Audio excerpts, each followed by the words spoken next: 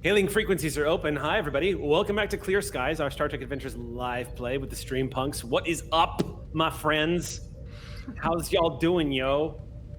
Is that for a split second? I thought that was a Horgon. For a split, I thought because it would not be out of character for Gina to just be like, "Bam, Star Trek prop. What's up? I made this 30 seconds ago." No, but while It's we an were talking about them, I was like, my mug looks like one now. Your Ewok mug looks like a Yeah, it's Horgon. just an Ewok, but it also kind of looks like that. So. Before we jump into any announcements tonight, I want to give a huge happy birthday shout out to one Leland Cox and one Mike Fathom, who both are really good friends of the show. Leland, of course, our composer who composed our music for Shield of Tomorrow and has composed our music for Clear Skies. And then Mike, who is our dear friend at Star Trek Online, who has been one of our biggest fans and promoters, and we love him to death. Like, we love our friends at Star Trek Online. Thank you guys for all your support, and happy damn birthday to both Leland and Mike. We hope y'all are getting spoiled rotten. The only announcements that I had tonight was just to remind everybody to keep an eye on the League of Whimsy Patreon. It is going to be making the transition to the Streampunks Patreon this month. For those of you who are interested in that, we're going to have more information coming up soon. For those of you who are already members of the League of Whimsy Patreon, if you have not been charged for this month, that is because Patreon has its finger in its ass and it's pissing me off, which is why I'm being so vulgar, because I am angry. And if you guys are getting frustrated with that, that's what's going on. So hopefully Patreon will jump on that pretty soon. But that's the update with that. I don't have anything else that I need to jump on tonight, so I'm going to open it up to my lovely stream punks. What do you guys? Anybody have any announcements they want to make before we jump into tonight's? Of course, Library Bard have an announcement. Go ahead. We do. On August 22nd at 6 p.m. Pacific time, there's going to be a Nerds and Music event online. It's hosted by the Double Clicks. I'm reading the information too. Sweet. Yeah, and so there are a bunch of different acts that are going to be performing, including the Library Bards. I'm trying to find out more information. But I retweeted it on Library Bards. Look on Library Bards Twitter. There it is. Yeah, so it's on Library Bards Twitter, all the details and how to watch. I think. Jonathan Colton, Molly Lewis. Let's see. The Library Bards. Strong Bad from Homestar Runner. Yeah, lots of great guests that are. Colton's going to be playing, huh? That's cool. Yeah. All right. Oh, and Lisa Pearl. What's up with you, Aki? On August 25th, I am going to be taking part in a very cool little thing called the Quizzard and I happening. It's on August 25th. If you give me just a second, I can pull up the email about it so that I actually have the information ready. I'm doing great today, you guys. How are you? Really got my stuff together. Right there with you. Really got my stuff together. Nope, that's not the right. While you look that up, I can make a quick announcement. Thank you. Yeah.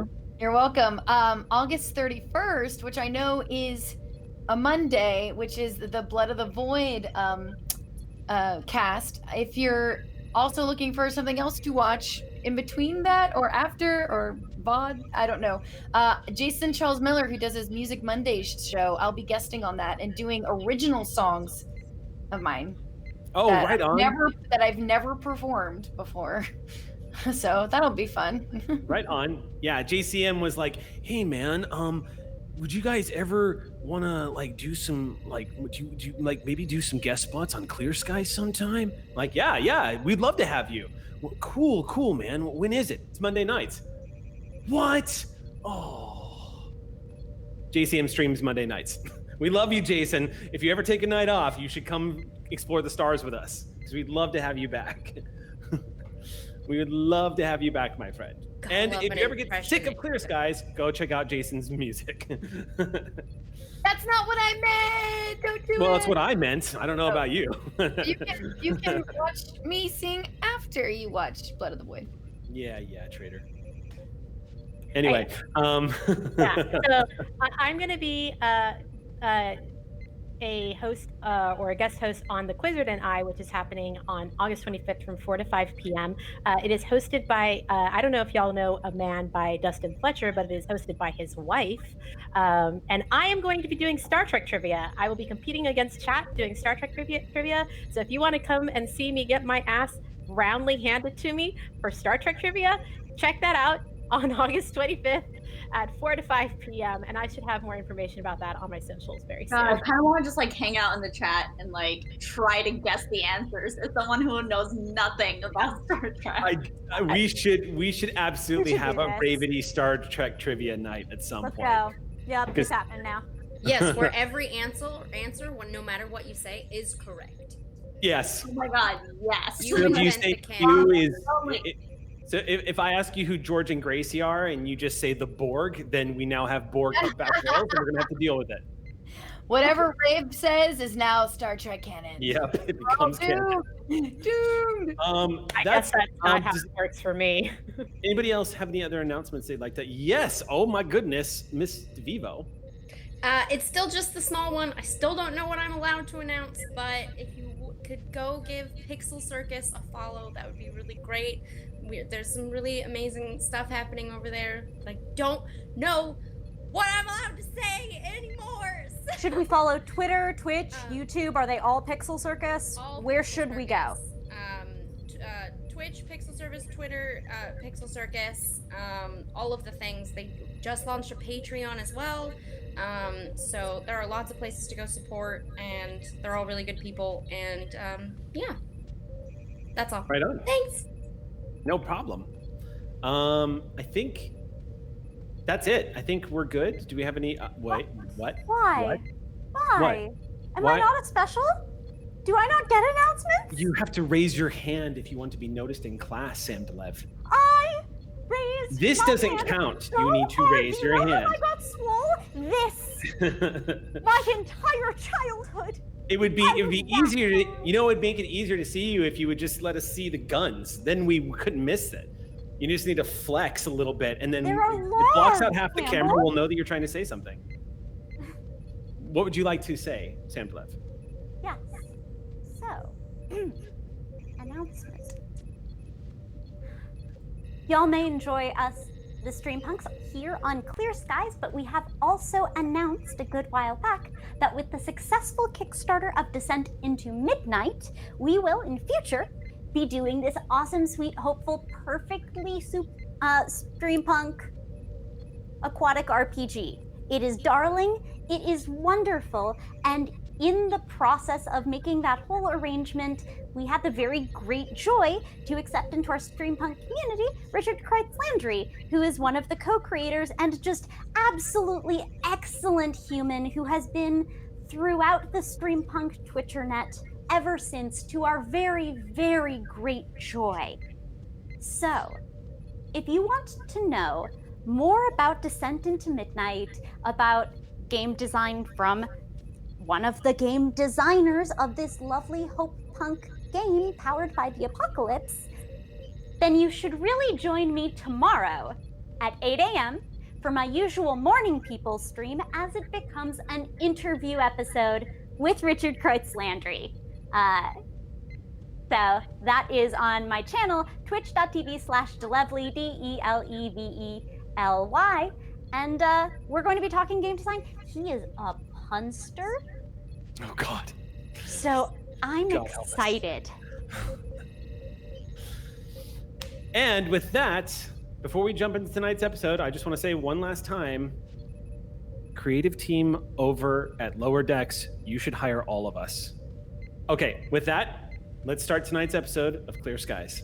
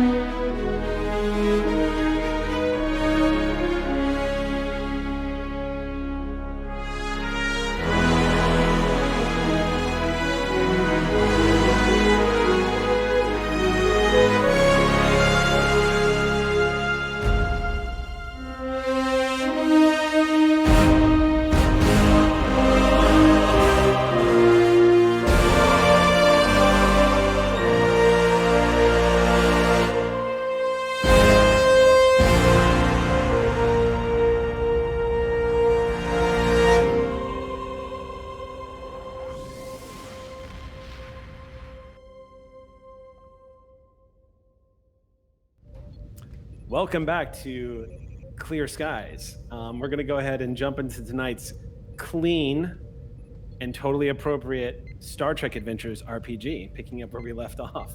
Wait, what? I wasn't promised this. You were promised what? What did you say? I didn't catch that. I was not promised a clean game. Thank you very much, Eric. Oh, okay. Yes, indeed. So we're going to go ahead and pick up where we left off. Last week, a lot happened to the crew of the USS Ross. A lot.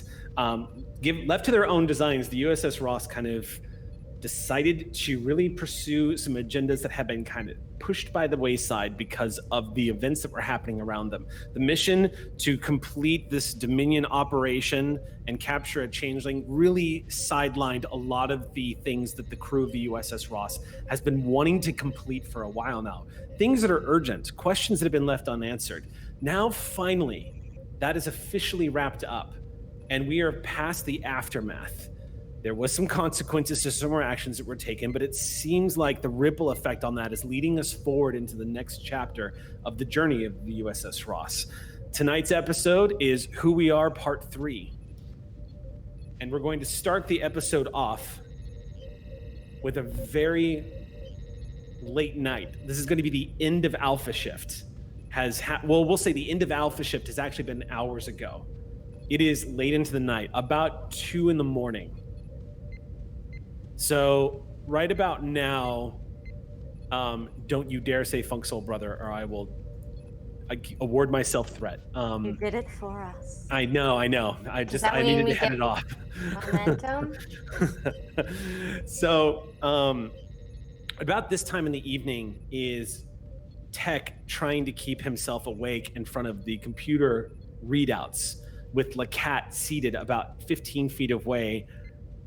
And floating between the two of you is Dr. Yada, who is almost like a machine, because Yada just seems to work nonstop. His brain is constantly running, constantly spinning permutations of this design, of this device that you're both trying to build right now. As a quick recap, the engineering and science departments of USS Ross right now are dedicating themselves to developing a ping-like sonar-style device that could help them triangulate the position of an enhanced cloaked Romulan warbird. An electroradiation sensor ping, or ESP, if you will, to catch that ghost. Detect Trillium D sense trail, correct? Yes, and as a quick recap, too, Trillium D not only helps reinforce the hull of starships traveling through the Shackleton expanse against spatial anomalies, it also has a slight dampening effect on sensor readings. Now, used in tandem with the cloaking device, it could, in fact, enhance a ship's stealth capabilities even further. Conceivably. Supposedly, this ship, the RRW, we're going to call it Spectre. The Romulan word for it is Ahala, or Eahal. Is like the way of saying it's a Romulan. It's sort of the Federation translation of a Romulan word, but Spectre essentially is what it comes out to. And it's been referred to that at this point. So the RRW Spectre, if it is laced with this Trillium D deposit into its hull, if it's managed to acquire it and refit itself, it's going to be that much more difficult to detect, which is already problematic. And that's where we begin tonight's episode, with a lot of you working into the wee hours of the evening, far past your bedtimes, as y'all have been trying to refine this device that would be reusable, essentially. Not just a single probe that's sent out, but more of a way of pinging with energy and getting readings back, like a sensor ping, essentially. You guys have been hitting roadblock after roadblock, because even though the device seems to be working, the more you test it with small amounts of Trillium D, the more you're already getting interference back from some of the pings. So you're running into the challenges of creating this device. With all of this has been a welcome distraction for Tech to sort of have this big project to focus on, and in it being that he is neglecting himself and his needs like sleep. You can also see there are like questionable food substances around his mouth that have crusted over. But I would like to not only use like the focus that he gained from the Jishashian people of the subspace theory, and I know that we might not necessarily have a role coming up, but he does have a value that I would like to call into place just to work on this project. So you can call for a role if you want to try to accomplish something for sure.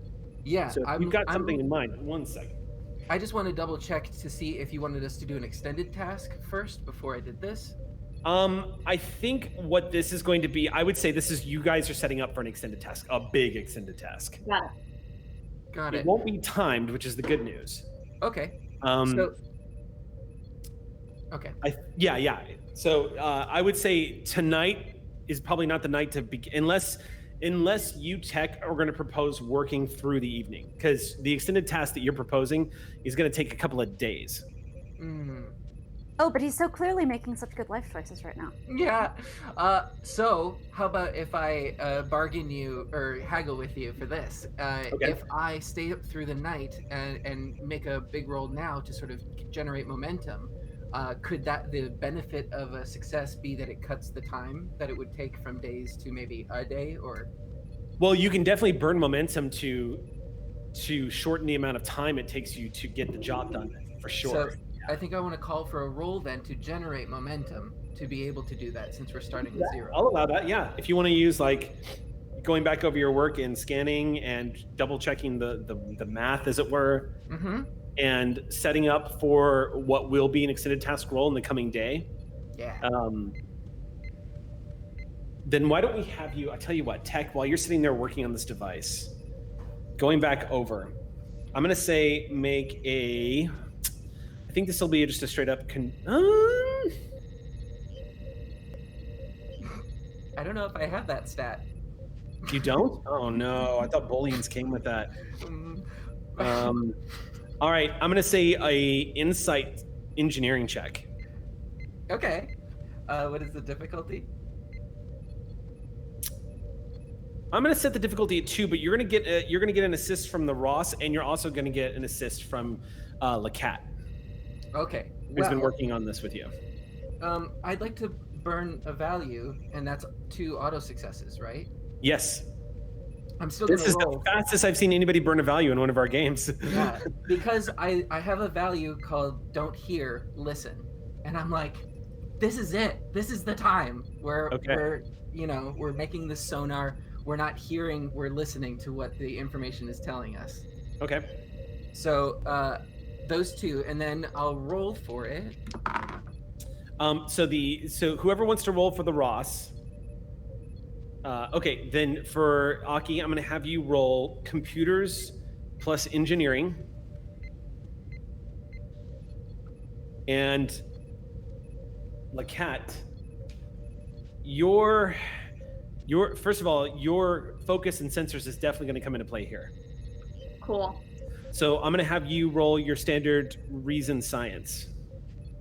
Awesome. This should start you all off with a nice, juicy pool of momentum. You are going to lose one after the scene leaves, but you should generate enough from this that it's not going to be a problem. Of course, now that I've said that, you rolled a 1. And 1 success, so that's 2, 3, and then how many did you get? So I had the 2 from my auto crit, and then I rolled 1 success, but also definitely canceled out by rolling a 20, huh? What a fun complication. Okay. I'm going to go ahead and spin that complication right now. So we have 4 momentum because the difficulty was set at 2. Mhm. So That for momentum. For momentum. Copy that. You and Lacat, it's a quiet night as the 2 of you are talking in science and engineering. Not really saying anything out loud to each other. You're looking at each other's data feeds on the computer. The only noises that are passing through this room right now are the subtle hum of the life support systems that are constantly whirring behind the glass of Cetacean Ops. And it does have, of course, that ambient roaring sound of the distant warp engines powering the ship. As you are working, you and Lacat are starting to come to the same conclusion as you're crunching the numbers back and forth, and you kind of have a moment where the 2 of you glance over at each other.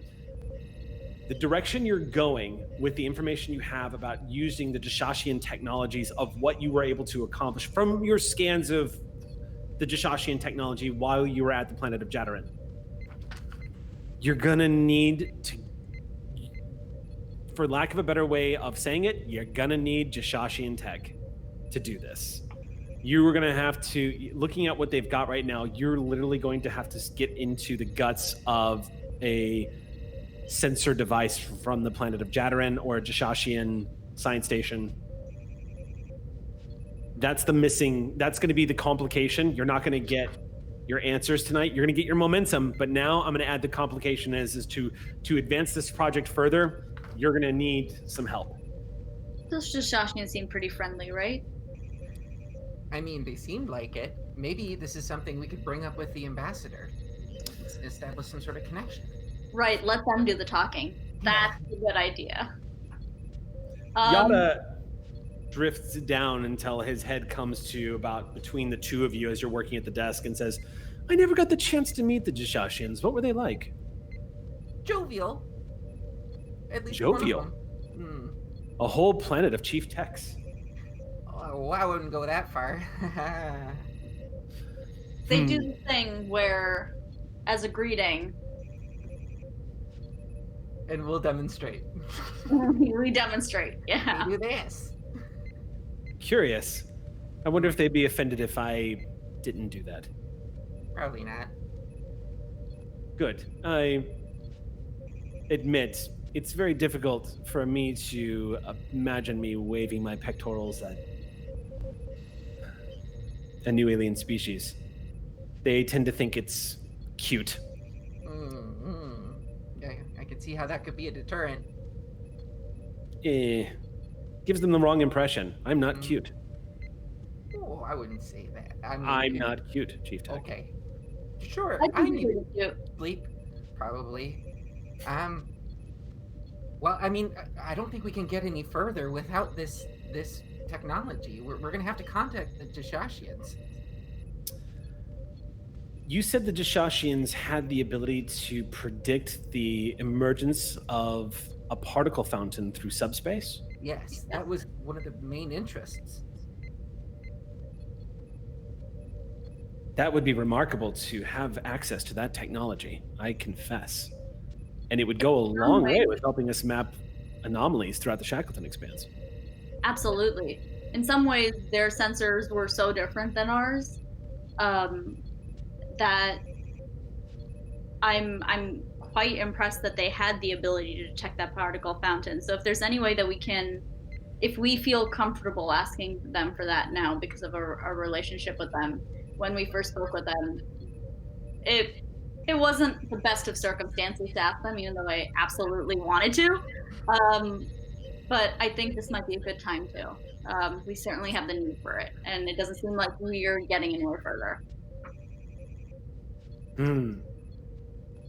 Yada's head bobs up and down as he nods in agreement. What time is it? Late o'clock. Ship time, it's technically about 0200 hours. That's 2 a.m. What are Earth time, I believe, yes. like? What's that? What are this is Ravity asking. What are Satitian sleeping patterns like? They have shifts same as the rest of the ship. Okay.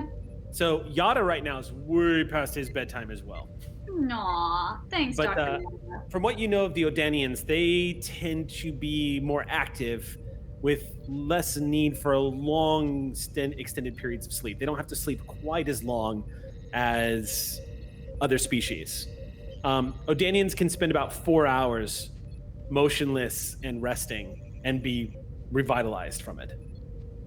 I love Odenians. Anyway, I think that so Jane is slowly coming to the acceptance that like she might have done everything she can tonight after that role. I think that Orwell, who's been keeping her company, is also starting to like pick at the food crumbs that are on Tech's body. That is happening. She's doing nothing to stop it. But yeah, she's going to go look at, because she spoke a lot with the Joshachians, so like her game plan now is to like pull up everything that she was able to get from them so far, so that she can go into this conversation prepared. Okay. To talk about the particle fountain. Beta Shift is moving in and out of the Cetacean Ops from time to time. So even though the lights are dimmed, there is personnel in here with you all. And occasionally you see a few of the personnel, a few of the Ox crew approach and inquire as to whether or not you all require anything. Like a few of the science team just steps in and just says, noticing that you are all working late into the night, you get offers. Sir, do you want coffee? Can I get you some coffee or a racticino, perhaps? Ooh. Go on. Oh, I'm happy to go get you a racticino, sir. Sure. You know what? I need to get some rest. My brain is not going to be any use. Hi, sir. And you, sir? This ensign turns to you, the cat, and just says, Can I... Quick question for the person who is not the Trekkie. So I know a racticino is often had a lot around like Star Trek, but is it a martini? Is it a coffee? It's Klingon coffee. Got it. Copy that. Klingon coffee, if you can imagine what that is. Or if you're in Star Trek Las Vegas, it is the best drink to order. Jane, that is good to know. So is it just like dark brewed coffee? Is that super strong? You know, they really don't go into detail that much in Star Trek lore as to what it's like, just that it gets referenced quite a lot in DS9. Mm-hmm. But I imagine Klingon coffee, I just imagine that because I imagine it must taste very similar to like some of the more tropical coffees of Kona Blend. Mm. Judging from the atmosphere on Konos. Wow. Because I used to be a professional barista. So judging from the atmosphere and the humidity and the environments, like the jungle environments, it's very like near the equator kind of style. So probably Colombian blends, depending on the altitude. But it's actually I would say and let's just say because it's Klingon, it's just a little overly caffeinated. I feel like Klingon blood wine equivalent to wine, or Ractigino equivalent to coffee. You know what I mean? Right. Like it's exactly. Way I feel like, especially because Klingons have so many redundant organs, if they're going to drink caffeine, it's got to be able to really kick some ass. Yeah. So it's like drinking Jolt Cola with coffee and and a Four Loko. Two Ractiginos. So the ensign asked her, and she just holds up two fingers. Aye, sir. And with that, the ensign leaves, returns moments later from the replicator with 3 cups of Racticino, and sets one down kind of away from you, Chief Tech, to sort of like offer it. It's there if you want it. Don't feel bad if you don't drink it. Sets the 2 mugs down in front of you. Orwell immediately leaping off one of the computer consoles and bounding over, that serpentine-like body kind of doing this number as he bounds all the way up to the mug and starts sniffing at it and immediately rejects it. Oh, good.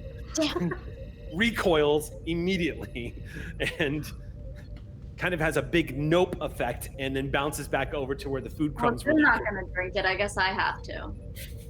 So she pulls the cup closer to her. Okay. And I think that she's going to turn to Tech and be like, well, are you going to sleep then?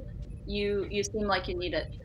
I think I'm at my limit. This is all that we can do, and we need this piece of technology that's not here. So I gotta give in to my body. I think that makes absolute sense. And then she looks at her Ractigino and she takes a sip. She has no intention of sleeping tonight, as you can tell. Okay. And Tech will slowly back out, and as the doors like shut, gotta listen to my body. I think that Jane. So you know what? Tech leaves. The doors close, and she kind of to Orwell says, "I don't know how anyone can sleep while we're being stalked." And then takes another sip. Yada, again, letting the currents of the Cetacean Ops kind of float down. Yada, you notice that big eye looking at you from the other side of the glass. and says, I'm sorry, did you say we're being stalked? Dr. Yada, I feel like I've gotten so comfortable with you that sometimes I forget that you're here. It's not very easy to sneak up on a Cardassian. No, especially when one is 14 feet long and swimming right in front of one. Absolutely. Never mind. I'm just gonna go back to my drink. It's all right. You don't have to tell me. But if it's stressing you out and someone is stalking us, my guess is the efficient play would be to make sure that the person who is most proficient at sensors on the bridge is well rested.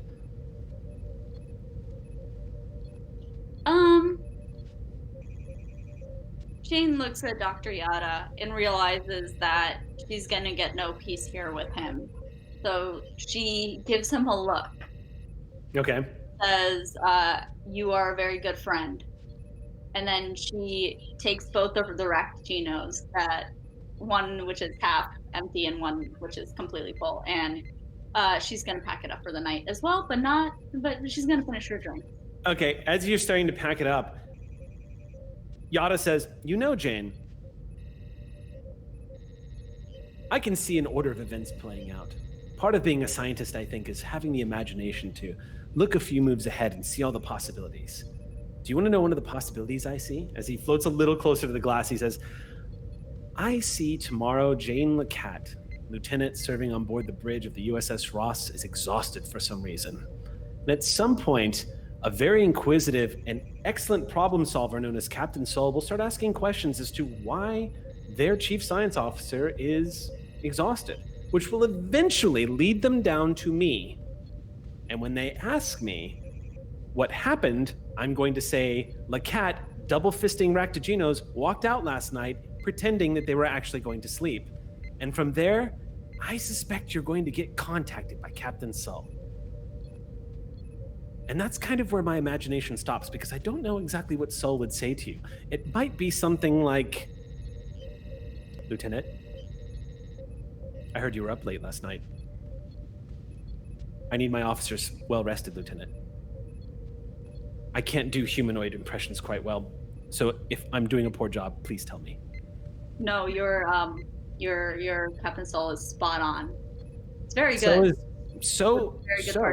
I'm saying all of this because you correctly assessed, Jane, that I am a good friend.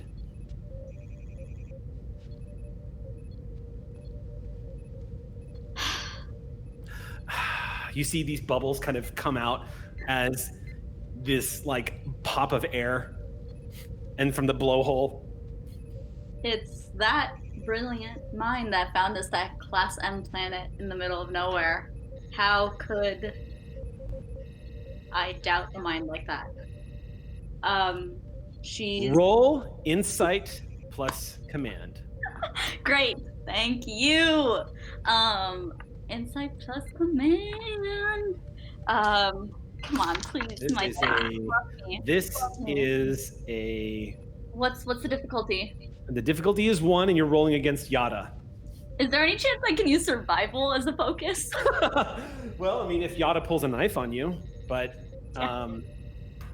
not in this instance, no. Let me just pull out.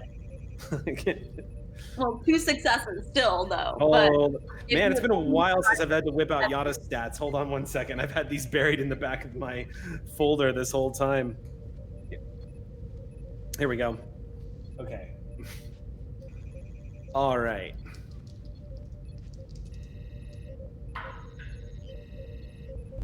How many successes? 2. You know, there's not a whole lot of facial expressions a Cetacean can emit. Mm-hmm. It's a lot in the body language, but also being directly connected into a translator so that Yada can vocalize and communicate with you. There are still ways to uncover that you just pressed a button. Yeah. Not a bad button. You don't get the impression that you've upset Dr. Yada. but there is immediately from the jerk in the body language as he kind of like it's almost as if he was a human if he was going back kind of with his shoulders rolling forward, almost like he was trying too hard to play it off, like like he's pulling a Chandler, like what are you talking about, like kind of like going back, like trying way too hard to play it off. Clearly not used to being somebody who uses deception to hide an experience or something they've had. But Yada says nothing after that. It's enough where you hear a clicking sound and the start of a word that he doesn't finish, and he gets quiet. I wonder what you were going to say, is all Jane says. And then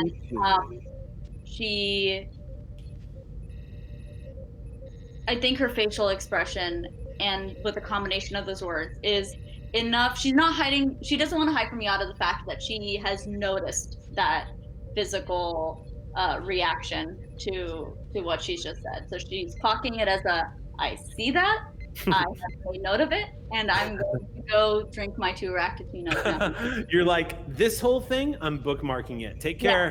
Have a good night. And we're going to come back to it. Have a good night, Dr. Yada. Good night, Lieutenant Lacat. And she returns. Orwell. Bounding after you. Yeah. The door is open. For the record, we get back to the room. Orwell hates the Ractatino so much that he knocks it over, so Jane only ends up having one of the Ractatinos. There's that dull thudding sound that glass makes when it hits carpet from a height. You turn around and see the Ractagino, this black liquid spreading all across the carpet immediately of your quarters, and Orwell just looking at you.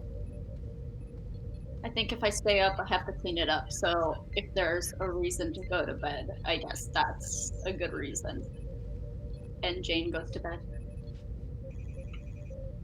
You lay down in bed, and you close your eyes. And just as you close your eyes, the ship goes. Outside the windows of your quarters is the beautiful marbled prismatic clouds of the Mutaris-class nebula that the USS Ross has been in for the past 24 hours, hiding perfectly. But it's been a bumpy day and a bumpy night. Just as you might be getting past the caffeine that's coursing through your veins, the ship once again... Which reminds me...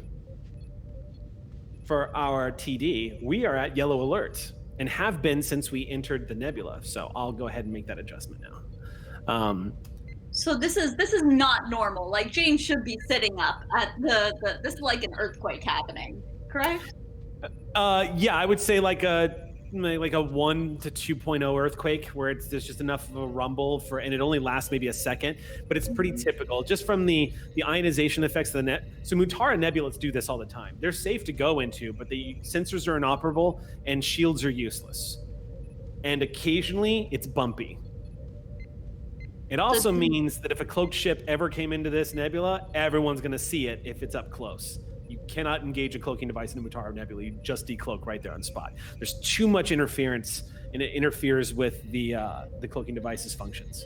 I think that Jane feels it, thinks about sitting up, and then realizes that there's no way she could be stopped as long as these tremors occur. And so that is truly what helped her get to sleep that night. Okay. So she's kind of cradled by the ship and the fact that it like shakes. Jane, as you roll over in your bed and you're like, okay, this is fine. This is actually good. Yeah. But something starts to happen as you start to fall asleep. Just let us leave. No.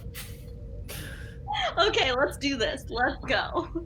The last time you were in an environment where there was a low roar of thunder from time to time, the last time there was a rattling that shook you in your bed was when orbital bombardments were taking place on Cardassia Prime. Dominion fleet was in orbit, raining death down upon the planet, killing hundreds of millions of Cardassians. And there's a part of you that remembers what it was like to sleep underneath a slab of concrete while everything was being obliterated around you, knowing your brother was out there somewhere, knowing your family was out there somewhere, hearing the explosions and the fires in the distance, the entire planet being attacked.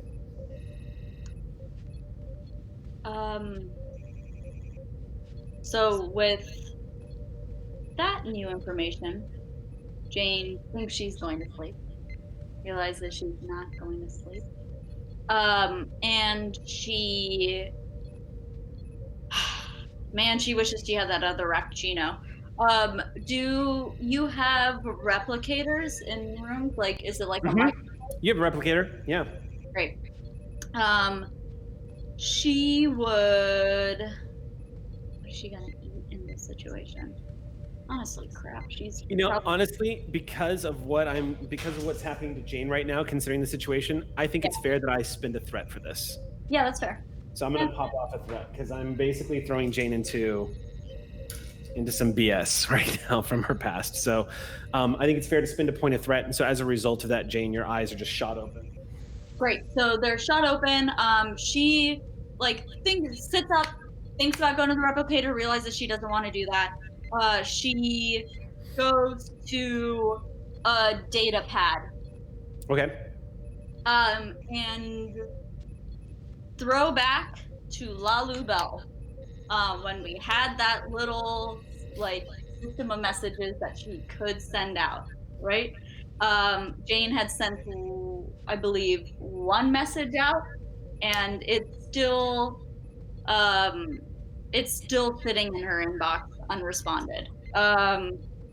So she takes a look at that message. It's one word. It says "boo," and it's still unresponded.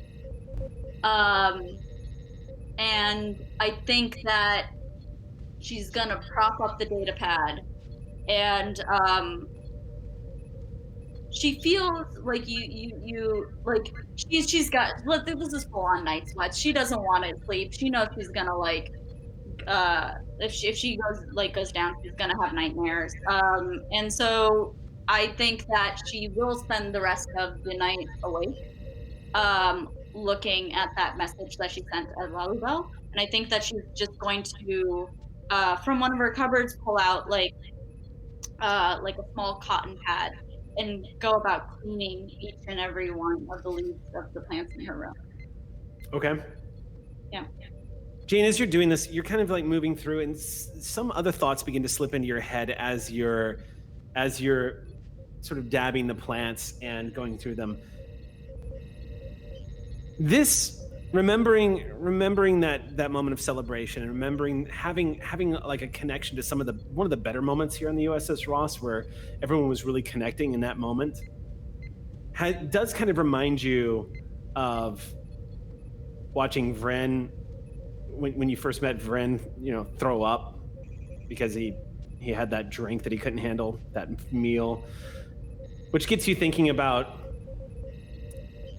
it has a snowball effect of some of the other experiences that you've had since you've been on the Ross. And it takes maybe all of 5 minutes where you start thinking about the conversation you had with Yada in the M-class planet, which reminds you, waiting for you in the Shackleton Expanse, once you were all back there, there's an entire ecosystem of creatures that live in the void of space that you all have a database on now. Creatures that have not been explored or have only been seen briefly in documentation in the Alpha and Beta quadrants and have never been seen again. Apparently there's an entire ocean of life living in the depths of space in this unexplored Shackleton Expanse. And it kind of starts making the whole ship feel like you're in this big submarine out in the middle of a huge ocean filled with life. And outside the window, this marbled nebula, which at first felt a little menacing as it every now and then rattles the ship, kind of starts reminding you of maybe like a coral reef, and the bumps the ship is feeling as waves lapping against the hull. And it's just a poetry that you're starting to put together as you're cleaning these plants that you've collected over your time studying biology and specifically studying botany, and remembering that incredible M-class planet that's still there for you to visit whenever you want. with all these genetically modified and enhanced plants basically growing around the planet, enough that it could feed a baby crystalline entity for years without it wiping out colonies. Okay, so she sees all of this, and she would rather not think about the message. She would rather not think about what these tremors remind her of. And she's sitting there like wiping this plant, and she looks up and goes, what am I thinking? I'm not gonna go to sleep. And so she goes back to Cetacean Ops. Okay. Dr. Yada's still awake. Yada is still awake. As you re-enter Cetacean Ops, Yada swims down to the window and says, yes? Surprise, I couldn't sleep. How did you know that Class M planet was there? You figured that out far too quickly with the amount of time that we had, with what precisely that we needed. It does not add up. How did you know? I have to confess, Lieutenant, I was very impressed that you had the self-control to walk out an hour ago after dropping that on me. I was on half a Rakpuccino. That's fair. Which, on the other side of the glass, comes out as this long, deep squeaking sound that echoes out through Cetacean Ops. And then you hear, of course, the whistles and clicks. What's that? I had this great I had half a Rakpuccino, and I had this great mental visual of exactly what Captain Soul would say, because someone put that in my brain, and the things that can do to a person. My answer to you is not going to be very fulfilling, or it'll be very exciting. I don't know. Can I do like an insight check of some sort, just to see what are they trying to say with that I don't know? Do they seem scared that they don't know? Are they telling me that they guessed? Are they... Sure. I'd say Insight Command, difficulty 1. He's not going to resist this. Great. I'll let you straight up. I don't think I have anything focuses that can help with this.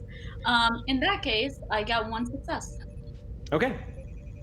Yada, he seems sort of like someone who has surrendered to the frustrations of not knowing. There's this tone to his response that's just like, I wish I could tell you how I knew. Is kind of like the inflection you're getting from his reply. As he just sits there and hovers in front of you, floating in the water column and looking at you from the other side of the glass. The ambient blue glow shining light into Cetacean Ops. He looks back at you, just rather quietly. Well, were you planning on sleeping tonight, or you could walk me through literally your whole thought process? Because I know that I'm not sleeping tonight. I can tell you all the events that took place that led to that recommendation to Captain Saul. That would be perfect. Here's the data that is available. Precisely 5 minutes before the call to Captain Saul, every single member of my science team knew the location of that IMS-class planet, myself included. I can't explain it beyond the fact that it felt like we heard a song, even though we were hearing nothing. What made it particularly eerie is how we all gathered together at the same moment, almost as if we knew that the others had heard the same song. And as we gathered together, we said nothing to each other. I only simply felt a sense of urgency that I needed to tell Captain Saul precisely where this planet was. Since that incident, we have been trying to figure out what that was and why it happened. But there is no data. Nothing. No spatial anomalies detected. Sensors revealed absolutely nothing. Internal sensor data reveals absolutely nothing. Right now, the most probable cause is a mass hallucination, which makes no sense. That makes Particularly sense. because it led us to a pinpoint on the middle of a map with nearly infinite possibilities. So, without anything to report just yet, we have been trying to decipher and uncover what exactly happened. And as priorities around the ship have shifted somewhat, we decided that when asked about it, that's when we would talk about it. But until then, let's investigate this and let everybody do their jobs. So far, we've uncovered nothing. I don't know how to explain it, Lieutenant Lecat, but me and the entirety of Cetacean Ops knew where that planet was. Simple as that. Maybe it was simple as that. So no internal sensor data. Obviously Jane is gonna like type this up in a thing for Captain Saul.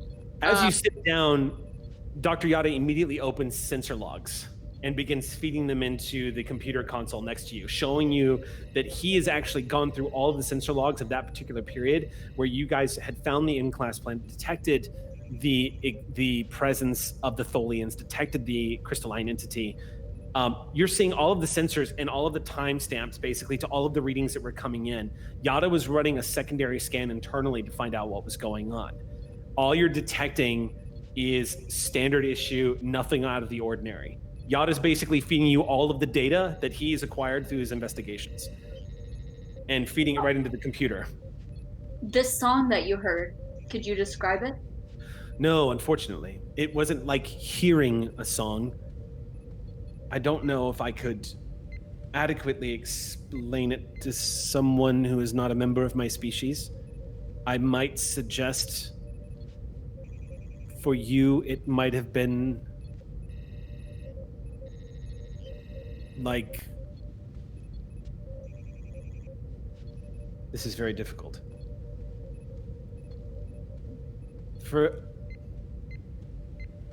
Based on statements that I've acquired through my colleagues, we all seem to concur that it sounded like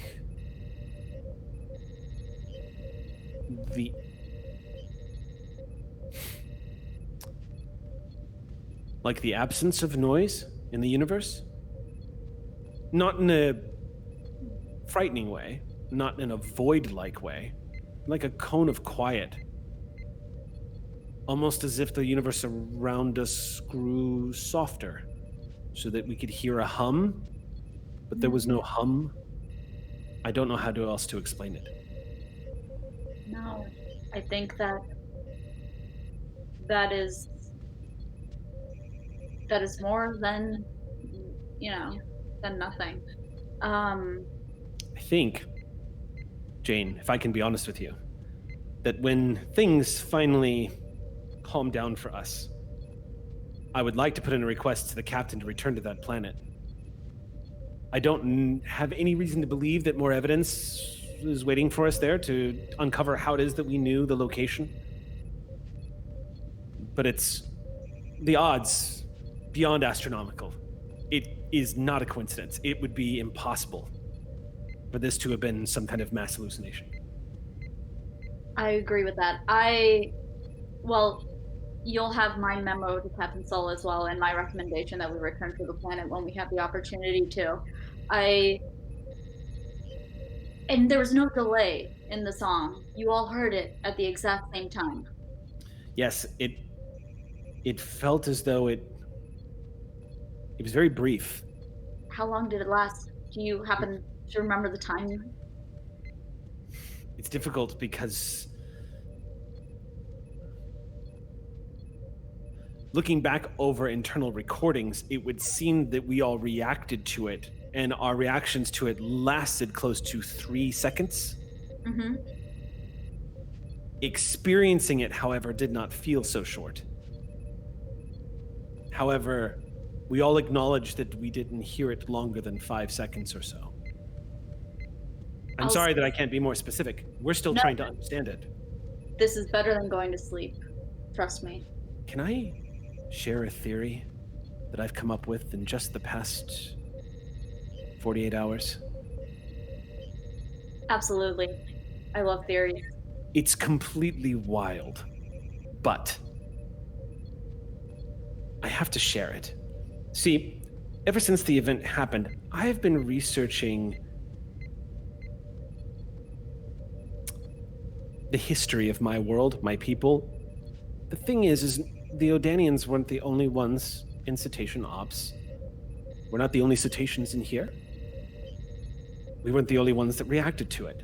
This led me to think, well, maybe if we can eliminate some of the other species on the ship. Indeed, I can confirm that no other species on the ship heard this. So I did a little digging. Are you ready for my wild theory?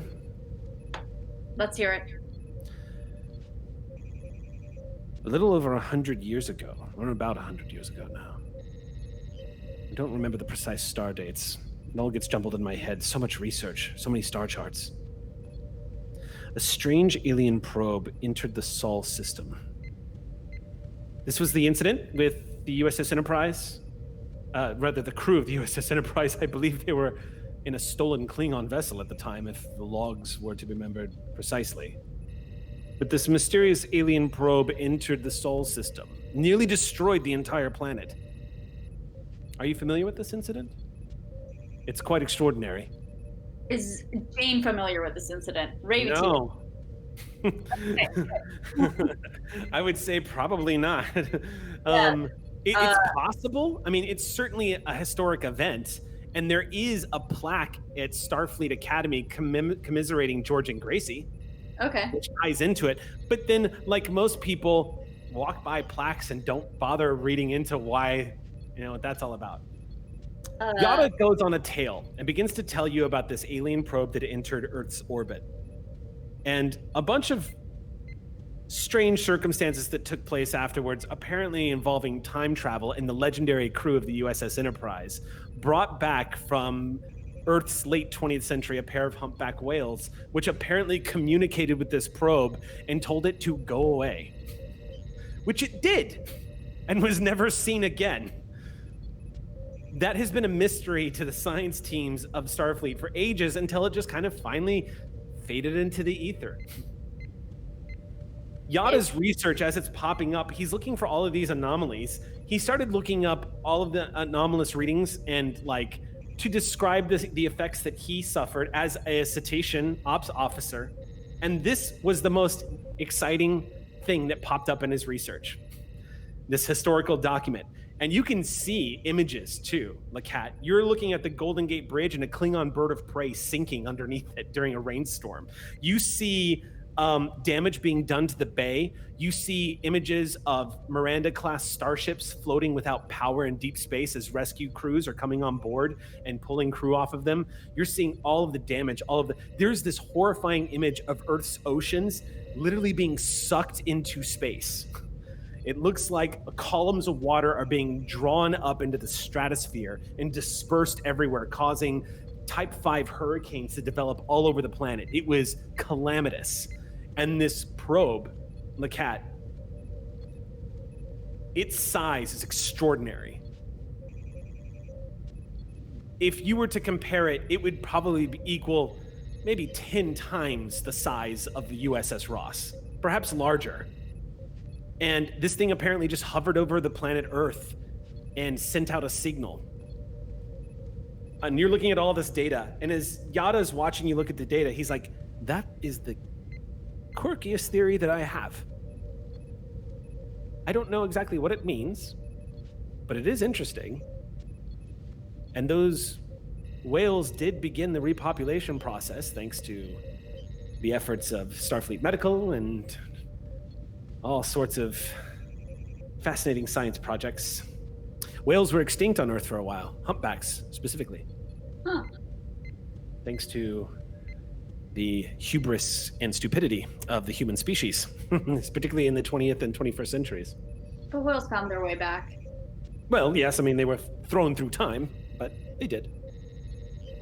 I prefer this theory to mass hallucination, if I'm going to be completely honest. This one's at least a little bit more exciting. It is exciting. Though none of us recall ever hearing a signal. However, it's the only explanation we have.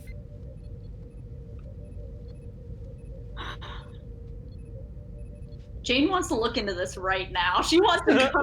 All right. So we'll say humpback whales and like time travel and You lean into the computer, Jane, and you man. seeing a bunch of personnel files pop up in the science documents. You see the legendary profile of Mr. Spock. You see his debriefing reports.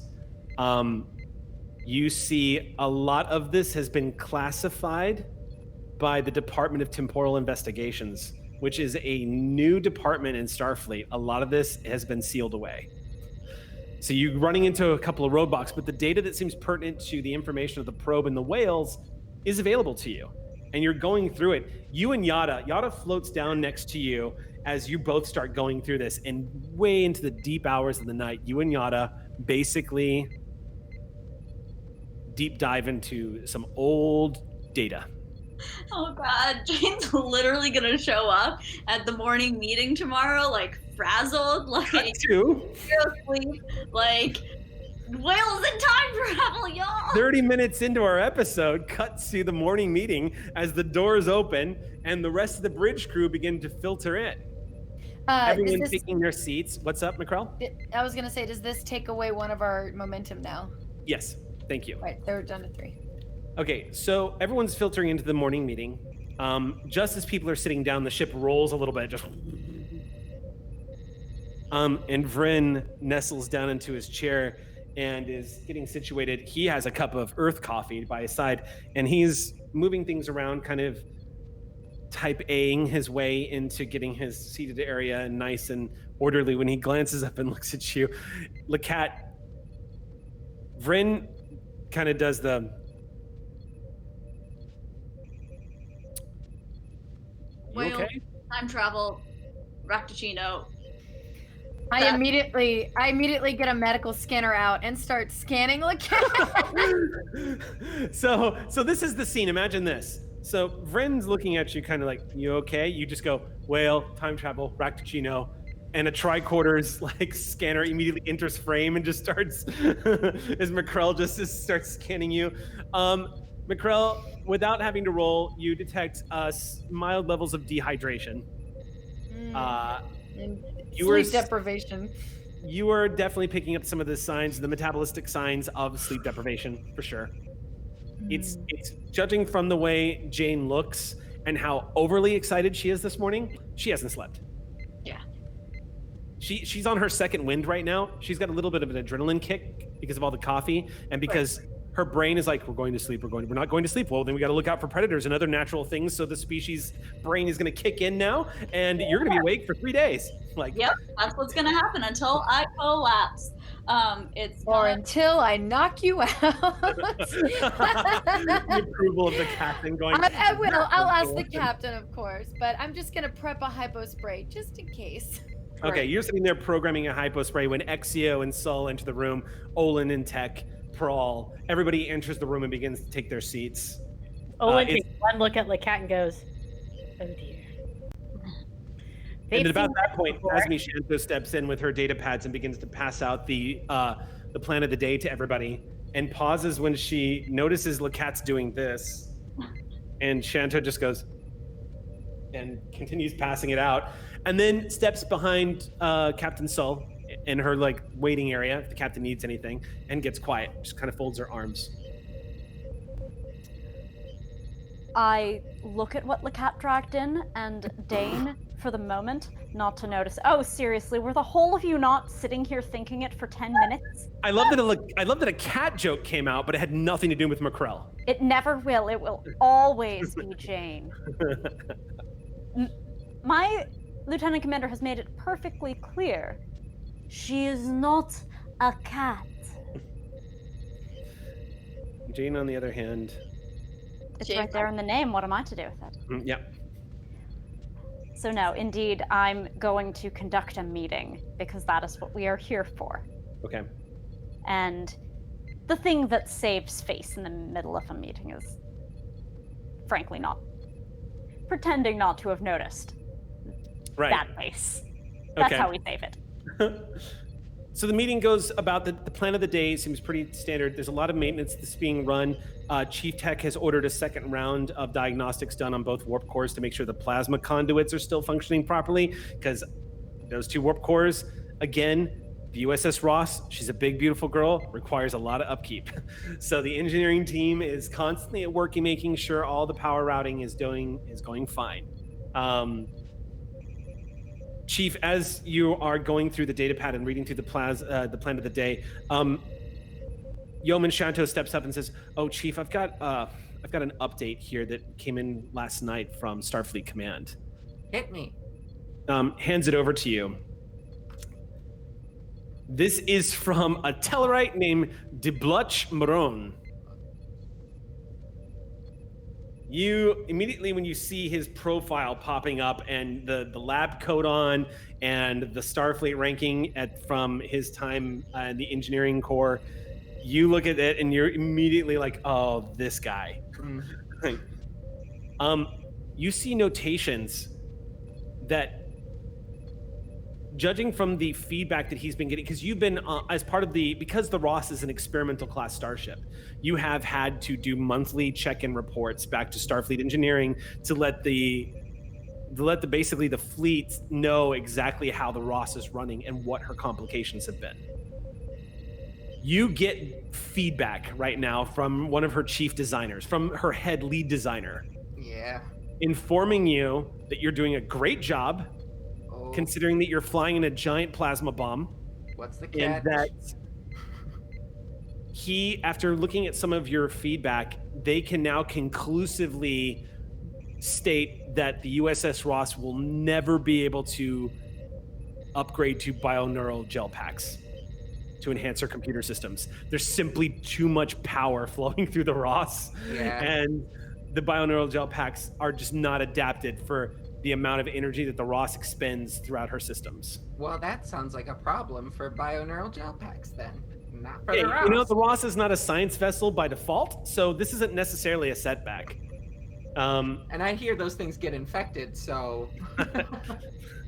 But with friends. They get infected with friends. Sure.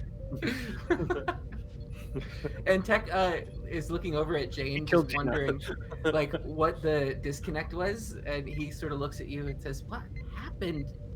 I thought we were going to bed." She turns back, and it's just Times haunted. Did something happen to you on the voyage home? She's. I'm rewarding myself 20 threat. No! Sorry. No. Okay. No. Yes. Time's haunted, and then pushes the memo she's about to send to Saul towards Tech, Time traveling whales. Exactly. I couldn't go to sleep. It was nightmares. You know. About whales? About whales. You know, context would really make this clearer for the rest of us not yet using shorthand such as time, being haunted, and whales. Time's haunted. I couldn't go to sleep last night. Jane has been addressed by Captain Soul, and I think that Jane does take that, like, obviously, takes this Exposit. So, like, would you like to share with the class? And Jane is going to now share with the class. Turns to Captain Soul and says, "I couldn't go to sleep last night, Captain, and decided to follow up on a project that had just been sitting in the back of my mind for a while. I was curious how Dr. Yada was able to find that Class M planet for our small friend Crystal, and Dr. Yada has some interesting theories. I have it written up in a memo. The problem with having data pads is you can't have Raktajino like stains on the data pad, but you can. It's a physical object. It's and we'll Klingon coffee that stains everything. Okay, great. So it's not very stained, but this data pad that she's about to hand you is It's got a ring around it, like you've used it as a coaster without even realizing it. Absolutely, it's okay. Been a long night. And Dr. Yada tried to explain to me what exactly happened. I don't think this should take priority, but it definitely piqued my interest. And then she's going to pass the data pad, which is a full write-up of everything. I'm more than happy to share it with the whole room too. Yeah, it definitely grabs your attention, Captain, because the moment you look at the data pad, you of course are seeing some of the legendary faces of Starfleet in association with a mission that took place well over 100 years ago now. This would have been before the Khitomer Accords were ever signed with the Klingons. This looks like an event that took place involving time travel. You do see that some of it has been flagged by the Department of Temporal Investigations, but for the most part, the data pertaining to a signal from space, a mysterious probe. Real quick, I'm gonna pause just for a second, out of character, and ask who here amongst us, I know you haven't, Sam, but who else, and Rave, who hasn't seen Star Trek IV: The Wrath of the Whales? Who hasn't seen Star Trek IV: A Voyage Home? It's so good. Everyone, that is your homework. Go see Star Trek IV: A Voyage Home. It's generally regarded to be the favorite. It's but so Right, I've been waiting to see it with a best friend of mine. we'll see it. We'll watch it. Practically unavailable. We should all do a Netflix watch or something. Like we should all like find a day where we can Oh watch my it. gosh, it's my favorite Star Trek movie. Maybe we could do that on Twitch or something. Like they do the watch-alongs or something, if we Yeah. can find it. But anyway, I just rewatched it last week, so this is why I was so excited. Like the reason as why you I'm were asking talking, is because Go watch it right now. I know. Well, that's it for Clear Skies. Thanks for. No. But what I'm saying is the reason why I ask is because I want to continue moving forward with the plot that you're digging into right now without spoiling too much for you.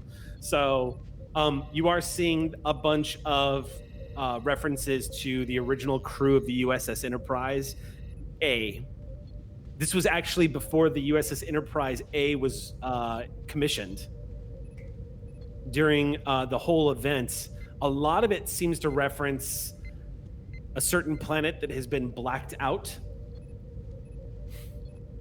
But there's a lot of references that have been removed, but for the most part, some of the data talking about information that has come in through this mysterious probe that showed up and began speaking to the whales, or looking for the whales. The conclusion is that this probe somehow, the theory that, let me put it this way, the theory that Captain Spock came up with in this debrief, Captain, is that this probe arriving on Earth underwater, this loud sound, which it actually has an audio sample of in the data that you have.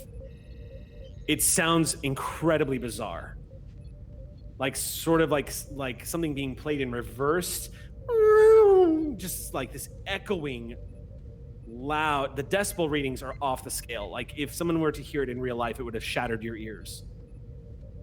However, the cleverness of one Captain Spock translated what this would sound like underwater, since this probe was aimed at Earth's oceans, and determined that underwater it sounds like whale song, and discovered that this probe had showed up to communicate with whales which had gone extinct on planet Earth due to whaling activities and environmental destruction of habitat. They were able to bring whales from Earth's past into the future, which in turn led to the repopulation of the species, which was done through genetics and all manner of restoration for the sake of the planet. They couldn't exactly keep going back in time to grab them. So 2 whales, one of them being pregnant, came back into the future and repopulated. And apparently the probe that was showing up to destroy Earth withdrew. That's all the data that you see in the pad. And this was specifically referenced by Dr. Yada in his search to find out and explain what he experienced. it's the best movie. Lexio had a question. Yeah, I just had a quick question. What is like publicly known about the Temporal agency? The Department of Temporal what's Investigations. Common knowledge. Yeah, what's common knowledge? So Is it just like, oh, it's the CIA? I don't know that much about it, but I know No. it's there and it does stuff, you know, like. Yeah, okay, so I'll give you a quick rundown of how the Department of Temporal Investigations is viewed right now in this current... Yeah, exactly. Like, what is known for us? You know how the FBI treated Dana and Scully? Dana Yeah. Scully and Mulder? Out of character? That's kind of how the Department of Temporal Investigations are treated by the greater intelligence community. It's not that people don't look, time travel happens. It happened recently on Deep Space Nine, apparently, when there was yet another interaction with members of the crew of the original USS Enterprise. Which isn't that surprising because any records that you look up, the crew of the Enterprise was notorious for violating Temporal Prime Directive, which technically didn't exist back then, but were notorious for their time travel shenanigans and playing fast and loose with things. Bulls. And so they pop up in a lot of the references as you're scanning through this to try to get a sense of who the Department of Temporal Investigation is. But at this particular period in history, Exio, this department is kind of looked at like Nerd Squad. No one really takes them seriously, even though they actually have jurisdiction and authority to prosecute and to enforce. Interesting. Mm-hmm. Just for character clarification. Yeah. Is the section of science in which that I was created also viewed that way? You have not been flagged, at least not in the records that you can access right now. I just mean, I mean, like, are we also looked at as like, oh, they're the fun scientists, like they're the ones that make, you know, is my creation viewed the same way as like Dana and Scully being put in the basement because like, oh yeah, no, some weird stuff happens sometimes, but like it's real and all, but is oh, it that? I see. Are like, you in that? Are you kind of viewed as that fringe technology? Yeah, is the attitude in which Exio? my field of creation is that also viewed the same way as the temporal? Not really, agency? no. Okay. Holographic technology is incredibly controversial right now. Yes, because, that's why I was asking. Yeah. Yeah. Whereas temporal investigations is like, come on, how often does that happen? Like, why do we need a whole department for this? Your branch of Starfleet lore right now, holographic technology is becoming increasingly controversial because what they're finding is what Dr. Noonien Soong was able to do with data was kind of a once in a lifetime thing. Holograms are increasingly showing sapience and the ability to decision make and to create their own lives. The Doctor is just one of a handful of examples of holograms that became self-aware and started making decisions. You are the next in that line. And so as a result, this intense conversation that pops up in Starfleet once every 10 or 15 years, once again, AI is being hotly debated. And how, what, if it's responsible or irresponsible, what it's going to mean. Do you have the right to create life like this? Like, you're immediately going back through all of the conversations that you remember hearing in news reports. People talking about slavery, people talking about... I remember. Yeah. The first day in San Francisco. There's a heated conversation that has never stopped ever since Exio went into service. I suppose there's also the more particular domain question relevant to holographics and temporal investigations of the known temporal irregularity of the Doctor's holo emitter. Mm-hmm.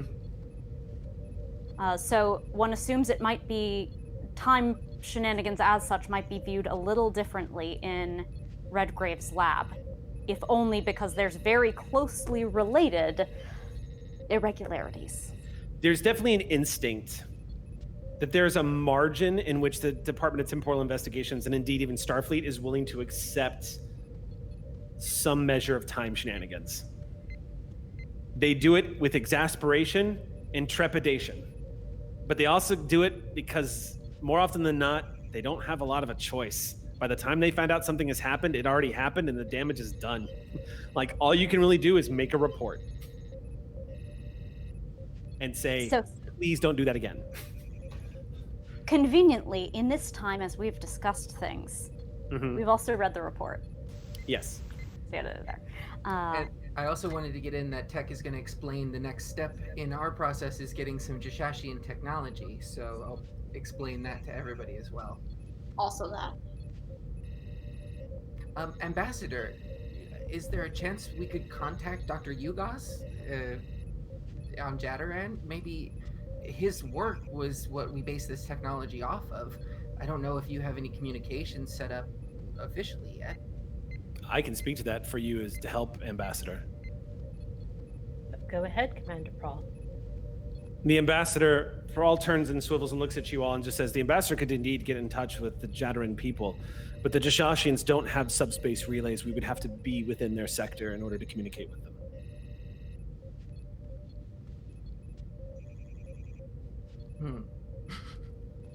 Well, I mean, we could move closer since detecting this ship seems to be a priority, and the longer we wait, the more it's going to be a problem.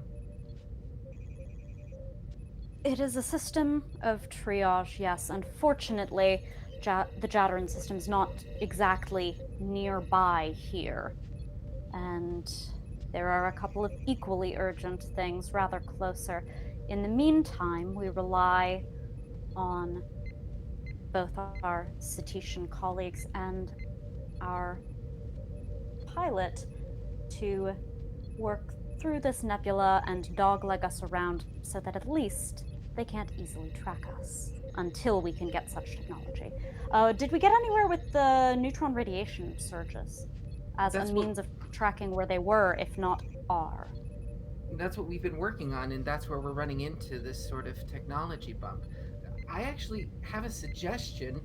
Would it be possible for us to take an away team, consisting of possibly myself, Lacat, the ambassador, and Bren, to go outside of the nebula? It might be safer for the Ross to stay here.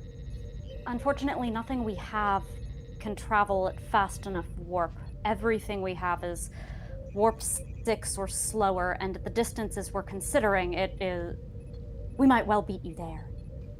Might I ask what it is exactly that is more pressing and closer by that is keeping us from going back to the Shackleton Expanse right now? The acquisition of life-saving technology for members of our crew.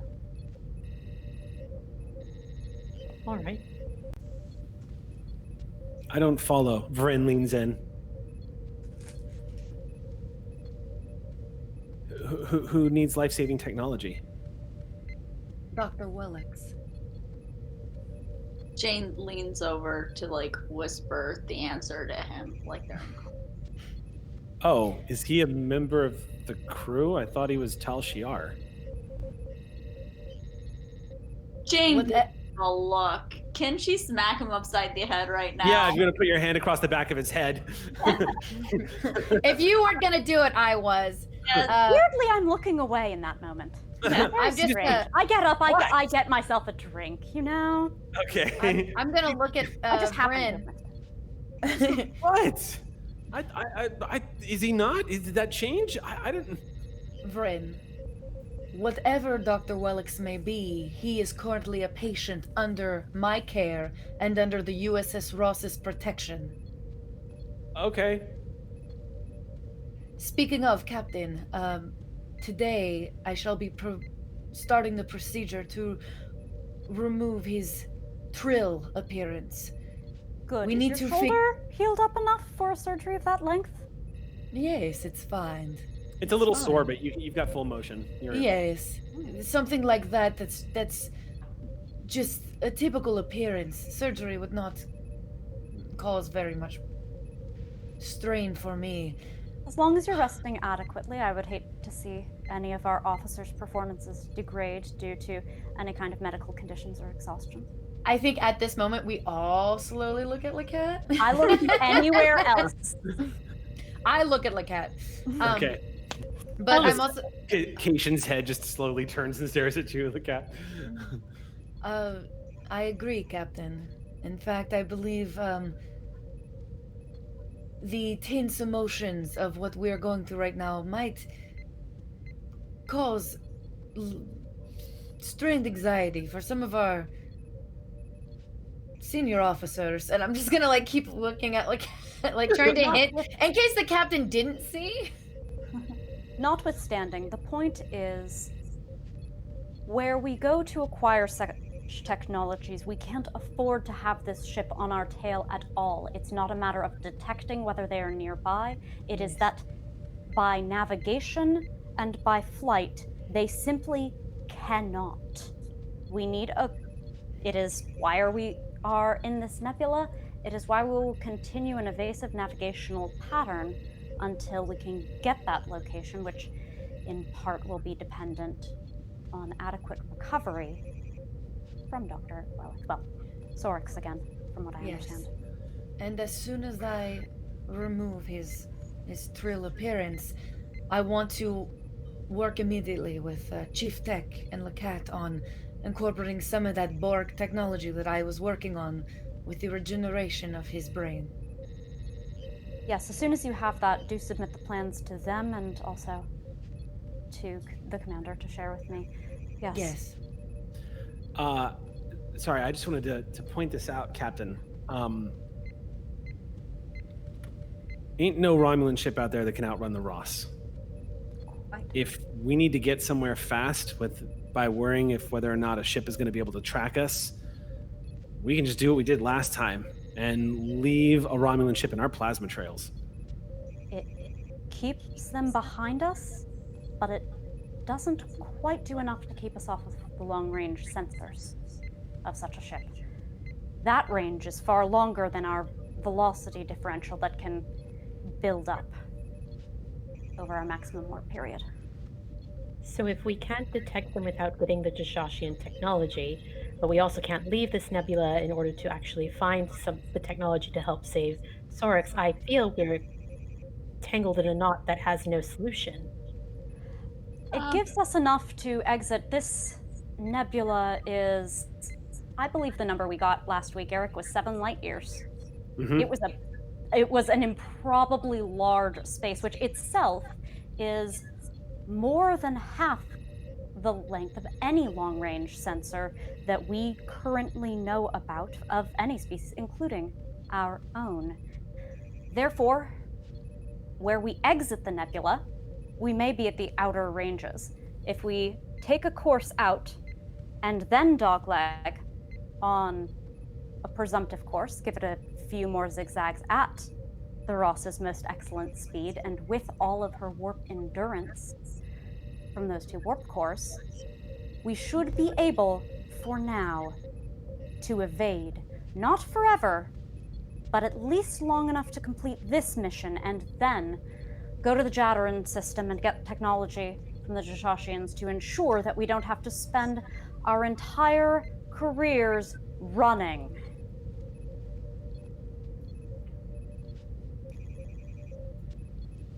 So, with that in mind, yes, this Odanian information may not be urgent, but it is a thing that we can work on while we are taking care of this navigational problem.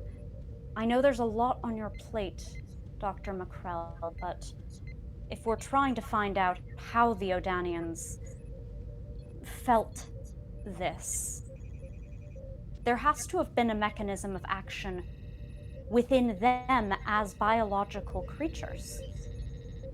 If it wasn't, a hallucination can be induced by transcranial magnetic stimulation. What did this to induce the sensation that they all had, and what is that sensation physiologically within them? We don't know too much about where the signal came from or how, but we can at least look at the receiver. Once I complete the surgery on Dr. Wellix, he will need at least a day or two to rest and recuperate before I begin our other methods of trying to help his brain activity. With that being said, I could work down in Citation Ops and see if there's something that maybe with the help of the science team we can come up with some kind of explanation for their mass hallucination, as you call. Yes. Lieutenant, tomorrow I want you on this first thing. You understand? It was a very good find. Particularly for an O300 kind of inspiration. I look at the captain as like, does that mean I have to permission as the chief medical officer to request Lieutenant Lecat take a personal day?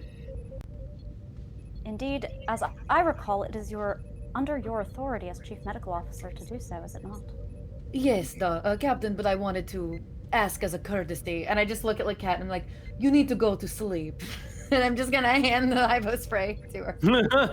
You're handing a hypo spray, and honestly, I think she takes that hypo spray and looks relieved. Yeah. And I'm gonna look her in the eye and say, no nightmares. It's basically going to knock you out. You're not gonna dream. Perfect. It's gonna put you in a deep sleep. Give her the good stuff. It wasn't the Rakutachinos. It's the good stuff. It's the good stuff. McCrell say knock you out. So Jane takes the hypo spray and holds onto it and returns to her seat and waits for them to be dismissed. Well, just to be clear, and just for player knowledge, it's not usually permitted for. You have to administer that hypo spray, doctor. Oh, got it. You can't. Yeah, you can prescribe medication, That's but you can't hand out the needles. You're right. I can't just be like handing out drugs. Like, hey, I mean, knowing Lecat, she'll go like into the bottom and be like betting it off on some bingo or something. Yeah. I don't know. Well, we do know that this particular patient has attempted to swipe hypo sprays before. I distinctly remember having to remove one from her possession. Right. Rewind. I'm just gonna look at Lecat and be like, after we are dismissed, I will escort you back to your quarters and help you sleep. Excellent. What else do we have? All right. A lot of you go into the rest of the plan of the day, but none of the plans of the attack that you have for the rest of the day while you sit in this nebula are half as interesting as the first 20 minutes of your meeting. As you begin to wrap up, we're going to pause there and go on our 10-minute break. We will be back at 8:13 our time, so don't go anywhere, and we'll see you in just a moment. Welcome back. We have a new captain on the USS Ross. Dun, dun, dun, dun, dun, dun. He's so cute. This is. Introduce us to our captain. Oh, I can't hear anything. Are you muted still? No. Uh-oh. We can't hear anything. How about now? There you are. Well, I'd said, Lecat, go to bed. You heard the order, Lecat. I guess you got to go to bed. Like, I don't know if you're gonna argue with that, but I mean, it's the eyebrows. Just the eyebrows. The eyebrows will get you you. Get instant mutiny. Yeah. So. Is mutiny when all of the rest of you force my audio onto mute?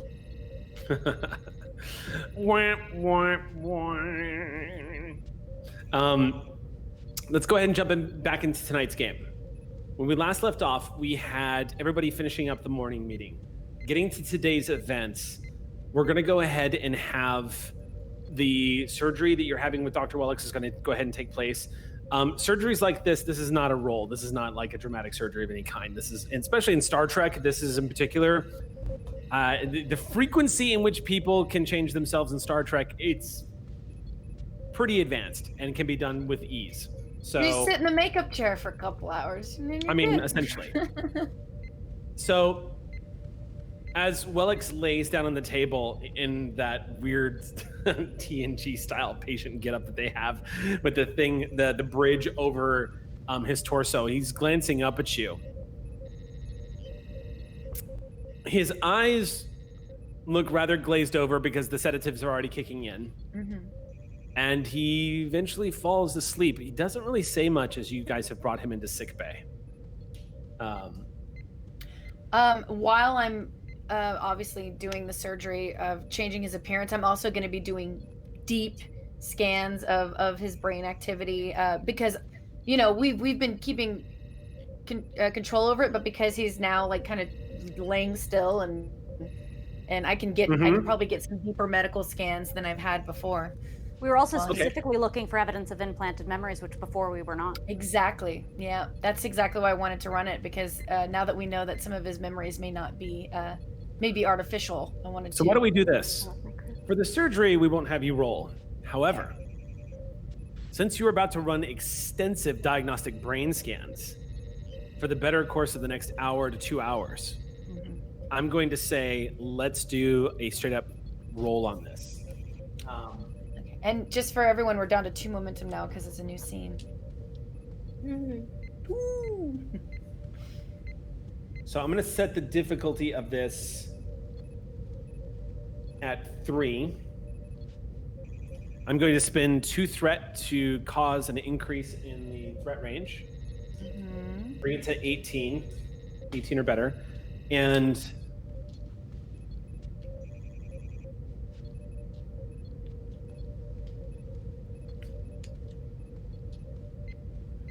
actually, I'm going to spend 1 more and bring it up because every now and then the ship goes as you're conducting the surgery. So I'm going to actually spend 2 more threat to activate a trait for the scene. Okay. So because the Ross is stationed in a Mutara class nebula, the bumps the ship is receiving are rather periodic. Like they happen with some regularity.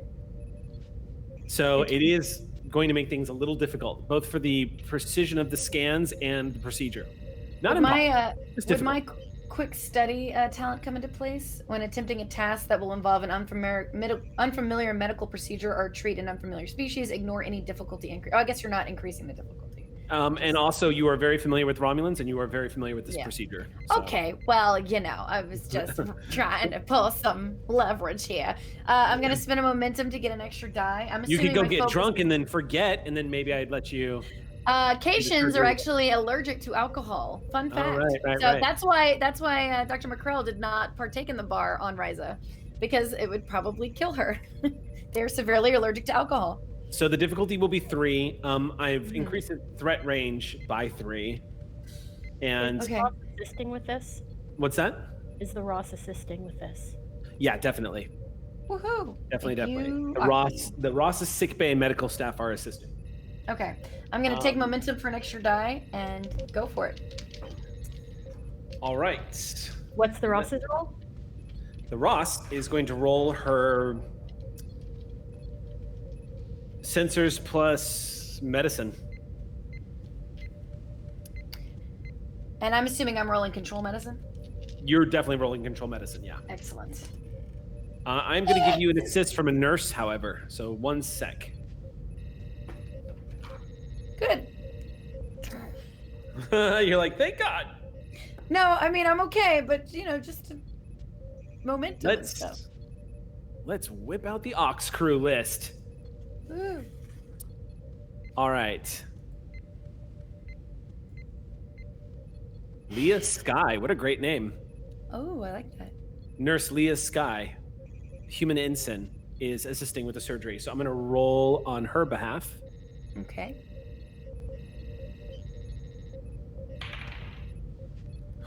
Okay.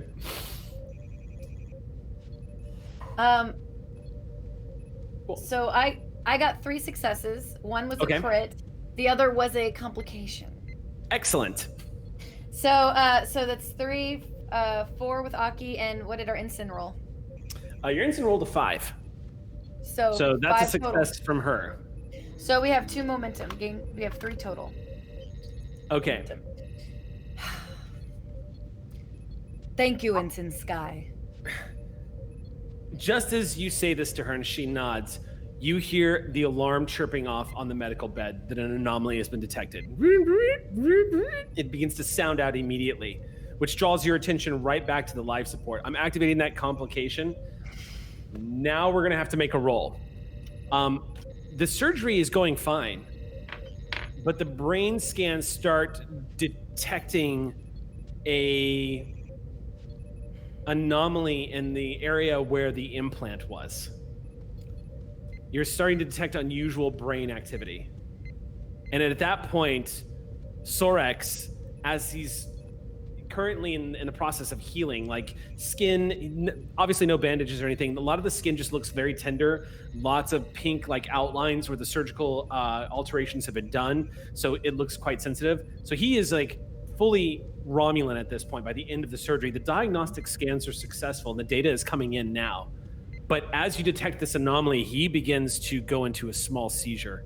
You see him begin to shake in the bed, and immediately one of the nurses rushes over with a sedative and a muscle relaxant, and they lift him a little bit to his side, but the seizure stops almost immediately as the medicine kicks in, just like the hypospray just. But you detect the brain activity begins to fluctuate. And on the sensors, on the readout of the medical bed, the wall behind you, you start seeing the brainwave patterns alter and the telltale signs of him slipping into a coma.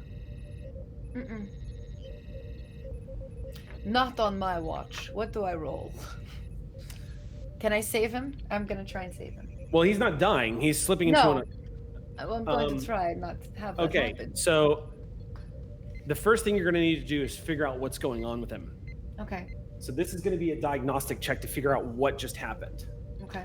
So first, I'm going to have the Ross do the same roll. This is going to be computers plus medicine, or this will be sensors plus medicine. No, I'm sorry. This will be computers plus medicine. This will be computers plus medicine, and then you, Bonnie, are gonna. McCrell's gonna roll her reason in medicine. Okay. The difficulty here is going to be 3. You are going to get an assist. One of the other nurses is going to assist you this time because you do have a medical staff on hand here.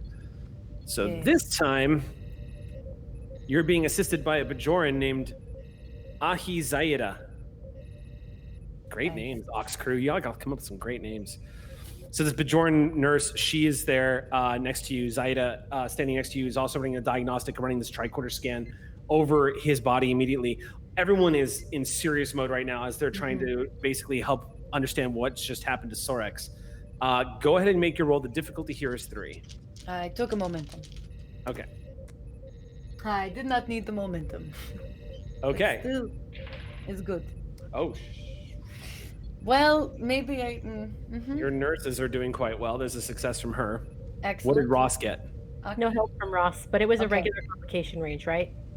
Yes. Okay, cool. No Oh, complication. good. Okay, then never mind. Then Yeah, we no. are It was fine. just that one roll where the threat spend was. Lovely. 4 successes. No complications. So 5 successes.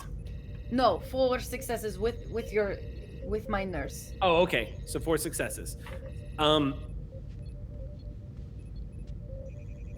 So the yes, we have what? readout- 3 momentum total. Yeah. So the readouts begin to indicate that what you see, McCrell, as you look at the scans and as the nurses continue to administer the sedatives to make sure that there's no more involuntary movements in the body, you're looking at the data coming through, and with the extensiveness of this scan, you're actually starting to see the level of deterioration that's physically happening to the brain. Okay. Sorex has lost 12% of his brain mass.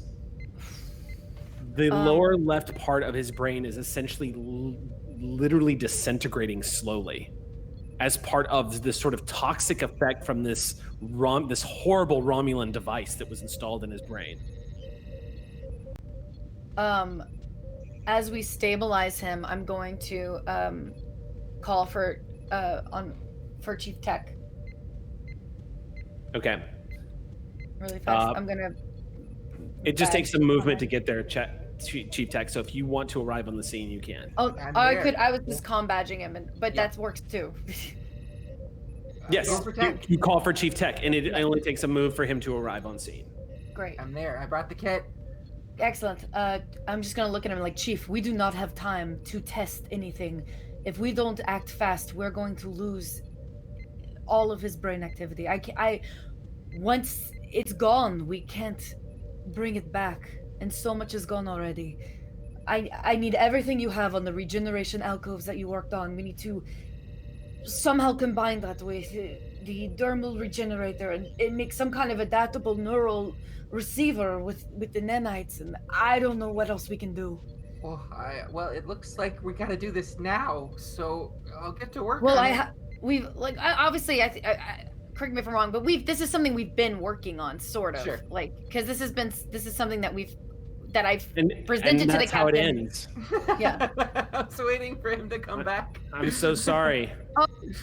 Anyway, I'll let you know what happened next week, guys. Thanks so much for joining. So kept Tech, going. you walk into the sick bay, Mhm. and you see the nurses gathered around the surgical beds Mhm. in the back of behind the glass wall. One of the ensigns guides you in and says, "Oh, Chief, she's waiting for you," and walks over, enters a code, and the door opens into the back area where you see the wall of information, the brain scan activity. You see a very serious-looking Dr. McCrell and a couple of nurses surrounding her. Sorax is back to the face that you saw when you first encountered him on Earth.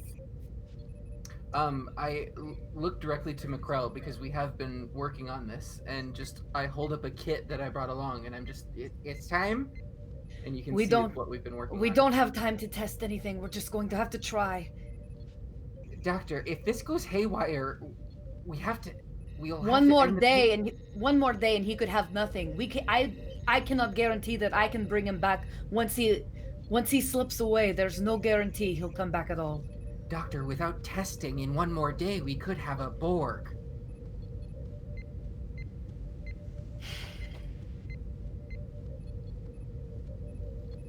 On your orders. I'm gonna call the captain. Oh. I'm gonna relay to the captain what decision we have to make. Okay. Because we have to make it fast. We have to make a decision. And how important is this information? How much do we want to save this man's life? Like this. Obviously, the answer for me is yes, but the chief does put up a good argument. So we'll cut to the captain, arms folded behind the glass with you standing in front of them. Mm-hmm. Make your pitch, Dr. McCrell. Captain, I understand the concerns that Chief Tech has, and it is a concern, but it's either this or we could lose him completely. How likely is that? I'm just gonna show them the scan of his brain. I was like, it's not a matter of how likely, it's a matter of when. And too much time has already passed. Too much is relative.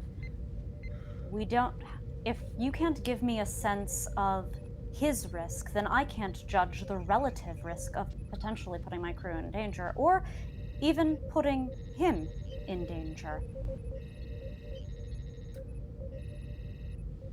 If there was a way for Chief Tech to somehow create some kind of kill switch for the nanites, to where if we suspected something went wrong, and we could do some kind of electromagnetic surge. That's exactly the kind of idea we can do if we allow ourselves time to do this properly, rather than rush in because you're patient coded and you're scared. Doctor.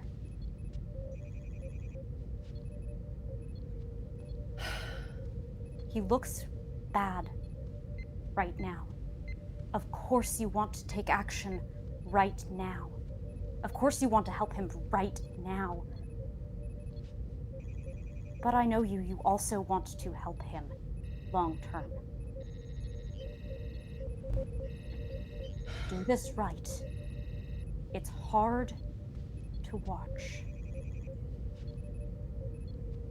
But you don't just want to get him out of this, you want to save him. I'm just gonna look the captain in the eye and say, I'm going to give the chief and I 24 hours to test as many scenarios as we can. But then we have to try something.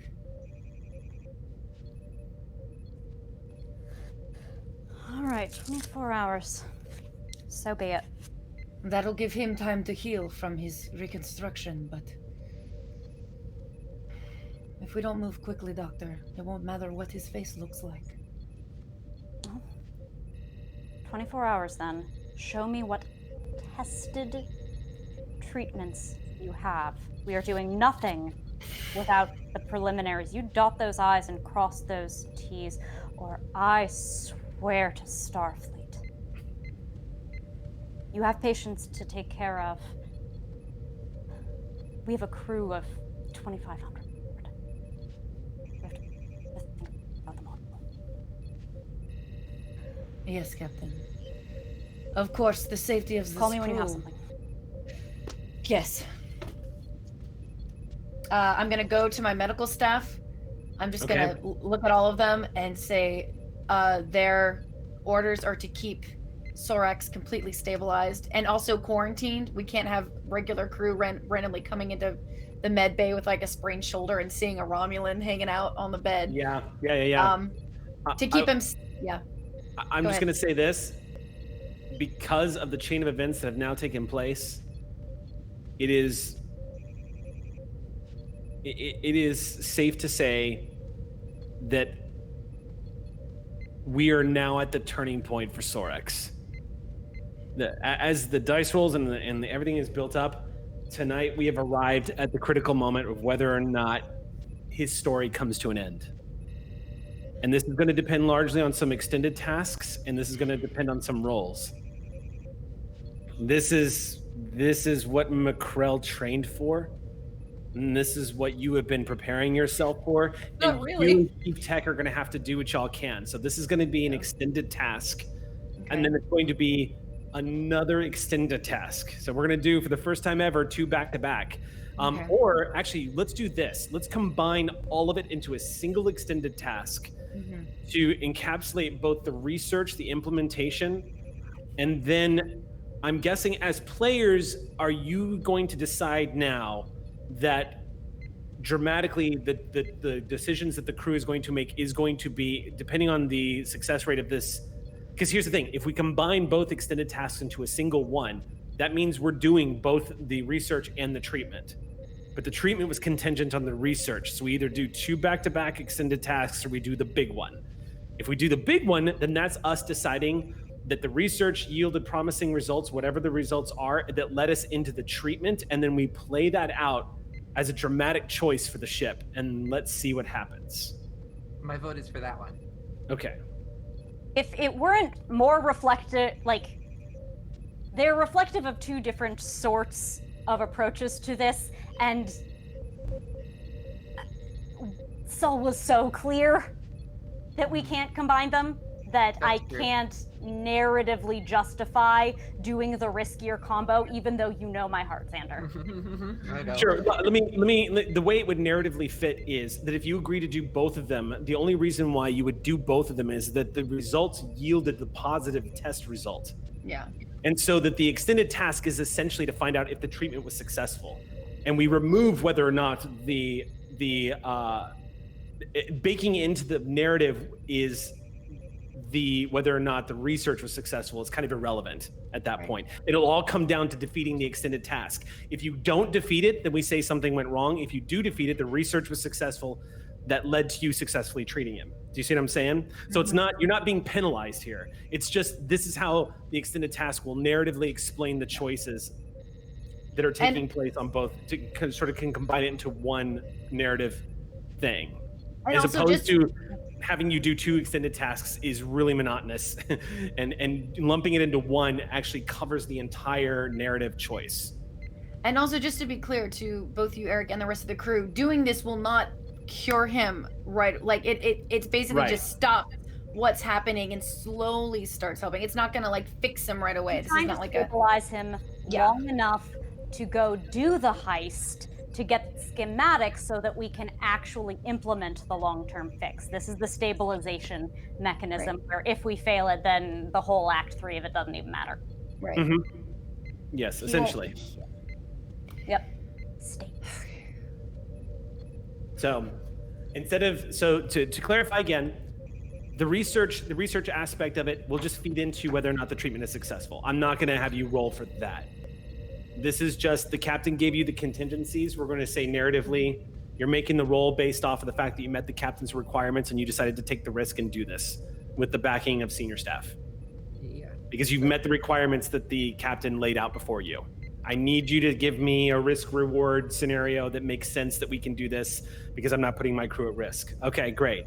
So in other words, if this fails, I'm not going to penalize you by having a Romulan Borg jump up and kill everybody. This is simply going to be a matter of whether or not the treatment is successful for Sorex. We're presuming the maximally effective, safe treatment, and depending on how we do, that is what. That's how we're going to lump it all into one big extended task. So I'm not gonna GM like kick you guys while you're down kind of thing. Right. I mean, who would like? I don't do that. I don't do that. I don't have that. No, certainly that ain't my style. That ain't not my style. What are the stats of not letting you go to sleep and have PTS dreams? Maybe, but so all right, so yeah, this is going to be a monster extended task.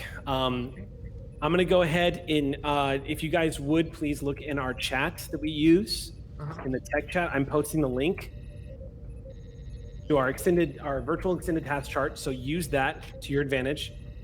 This is to save Torex. Now you are going to have I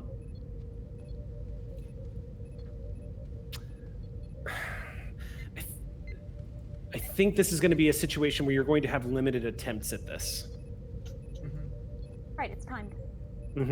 This is going to be a timed extended task. So let's set the base difficulty of what you're doing using Borg nanite technology in order to regenerate lost tissue in his brain and stabilize him. Yeah, like combining nanites and what we'd use as a dermal regenerator, kind of like mash. Borg nanites are known to do exactly with what you're proposing. Yeah. So, considering the uniqueness of this treatment, I think your trait, if it's what was your talent that you had said before, Bonnie? That you had a talent that was if you didn't know the species or if you didn't know the quick study when attempting attacks that will involve unfamiliar medical procedure, ignore any difficulty increase. So I'm gonna let that apply here. Good. Because this is the first time you have ever used Borg nanite technology to try to repair a Romulan brain. So this is absolutely a new area of medicine for you. Okay. And a lot of it's theoretical. So I'm going to go ahead and say the base difficulty of this, I was going to set it at 5 because the enormity of the task that's in front of you. But I'm dropping it immediately to 4 because of your talent. Okay. And I'm going to use my focus of experimental medicine to... Absolutely applies. Because there is brain degeneration, there is going to be a resistance of 2. Okay. And the magnitude of this is going to be 6. Okay. Which means I'm going to say, considering the state that he is in right now, I'm going to say the amount of work that you get done, because it's a time task, usually it's double the magnitude. Or I'm going to say, or no, that's if it's a tight task. I'm going to say it's triple the magnitude.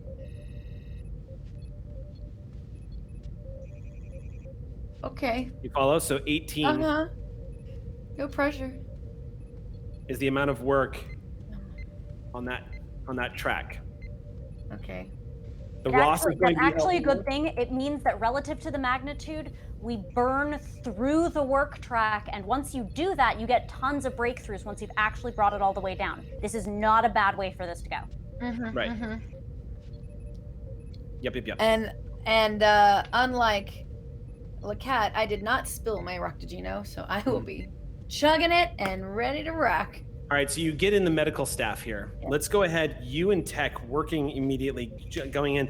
Exio, Olin, everybody has been informed at this point that Sorex is undergoing a life-saving procedure, that there was a complication during surgery, and then an anomaly was detected in his brain, and they are implementing, based off of as sure as they can be, they are implementing experimental Borg nanite medical procedure in order to restore the mass that has been lost to his brain and stabilize him. So the whole crew at this point, the scuttlebutt around the USS Ross, it gets out. It was only a matter of time. But the crew starts gradually figuring out that Wellix is not Wellix. That Wellix is in fact Sorex, a Romulan operative. The general response that you get, Exio, as word begins to spread throughout the ship, and you too, Olin, being empathic, you are also getting a sense of this.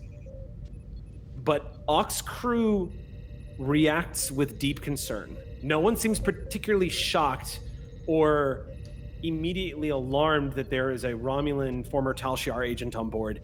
Instead, everyone is asking questions. Is he okay? When he's going to be out of surgery? Do we know what's going to happen to him next? Ox crew kind of starts asking the big questions of what they can do to help. We have the best crew, y'all. Our best crew. I'm so sorry. I realized I was not fully prepared for experimental Bork medicine. Now I am. Go get your pencils. All right. I have so many, and they will all die if you fail it, They're Mr. all Krell. going to die. They're all gonna die. This is what's on the line. We needed to put, Jake, remind me next time for any of the watchers in our audience that are pencils, we need to put a maturity warning level on our game episodes. Yeah, I feel like this is actually my I've been in where Sam is gonna snap his pencil. Maybe. So, I think we've had at least one on the show so far. I'd have to ask Clear Sky stats. Okay. All right. So, Bonnie, this is going to be your control medicine check. You are going to be assisted. I'm going to let Chief Tech assist you. This is going to be to reflect the research that was done and using his technical expertise. Tech, you're going to roll control plus engineering. And then the USS Ross is using her computers plus medicine. Okay. So you're all like the full weight of the skill and proficiency and care and technology of the USS Ross is now attempting to save the life of Sorex as he lays on the medical bed. Would it make sense for me to burn a value now or save it for later when you think I need it?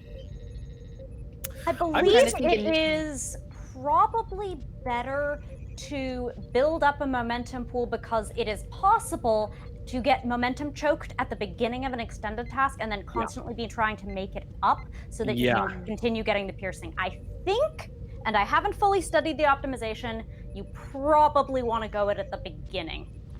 So I'm going to burn a value with this as well. In that spirit, can I do a command roll? Rally, I believe, is the task to help the crew.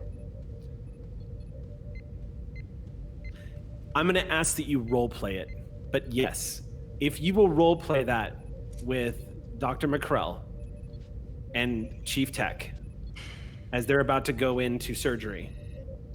Well, in that case, no. Forget about it. You're like, I don't remember. It's not worth it. Yeah, Captain Soul walks up to both of you and just says, "Listen, I don't really like Romulans, so if he dies, I mean." But yes, you can if you want to talk to them directly before they go into surgery, you approach them as you see Macrella's getting into the proper suits, the contamination suits. Chief Tech, you also are getting suited up to go in. The glass wall immediately goes and dims down so that it becomes like a one-way viewing port, so you can look in, but they're in essentially like a blackened area now so they can focus. As the lights begin to shine down and the data readouts, the holograms begin to pop up everywhere. What would you like to say to them? You're going to do it, you know. I can feel it like a premonition. An omnipotent, nigh omnipotent entity told me this ship has destiny. And I admit, I used to think that that was ridiculous, but in this moment, I do. You're going to do this. I don't have to tell you that you can, because I know you will. I'm gonna look the captain in the eye and be like,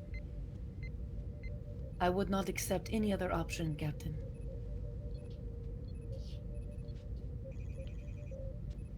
get him. Did they say anything else? Like, just for sure is gonna happen?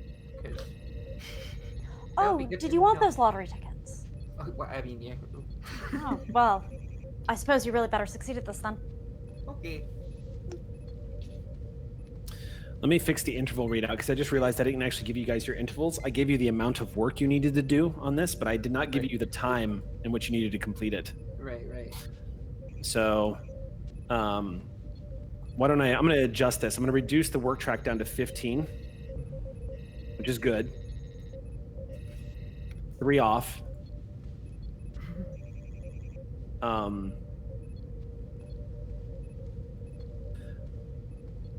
Okay. I'm going to make this very difficult. So why don't I'm going to adjust some of the numbers real quick. So here's the adjustments. Okay. The amount of work is 15. I'm going to drop the magnitude to 5. Because that seems more fair. And I am going to set the intervals at 12. So, by interval number if by the time interval number 12 fills out, if you have not achieved the appropriate magnitude 5 successes, Wellix is going to die. Sorex will die on the table.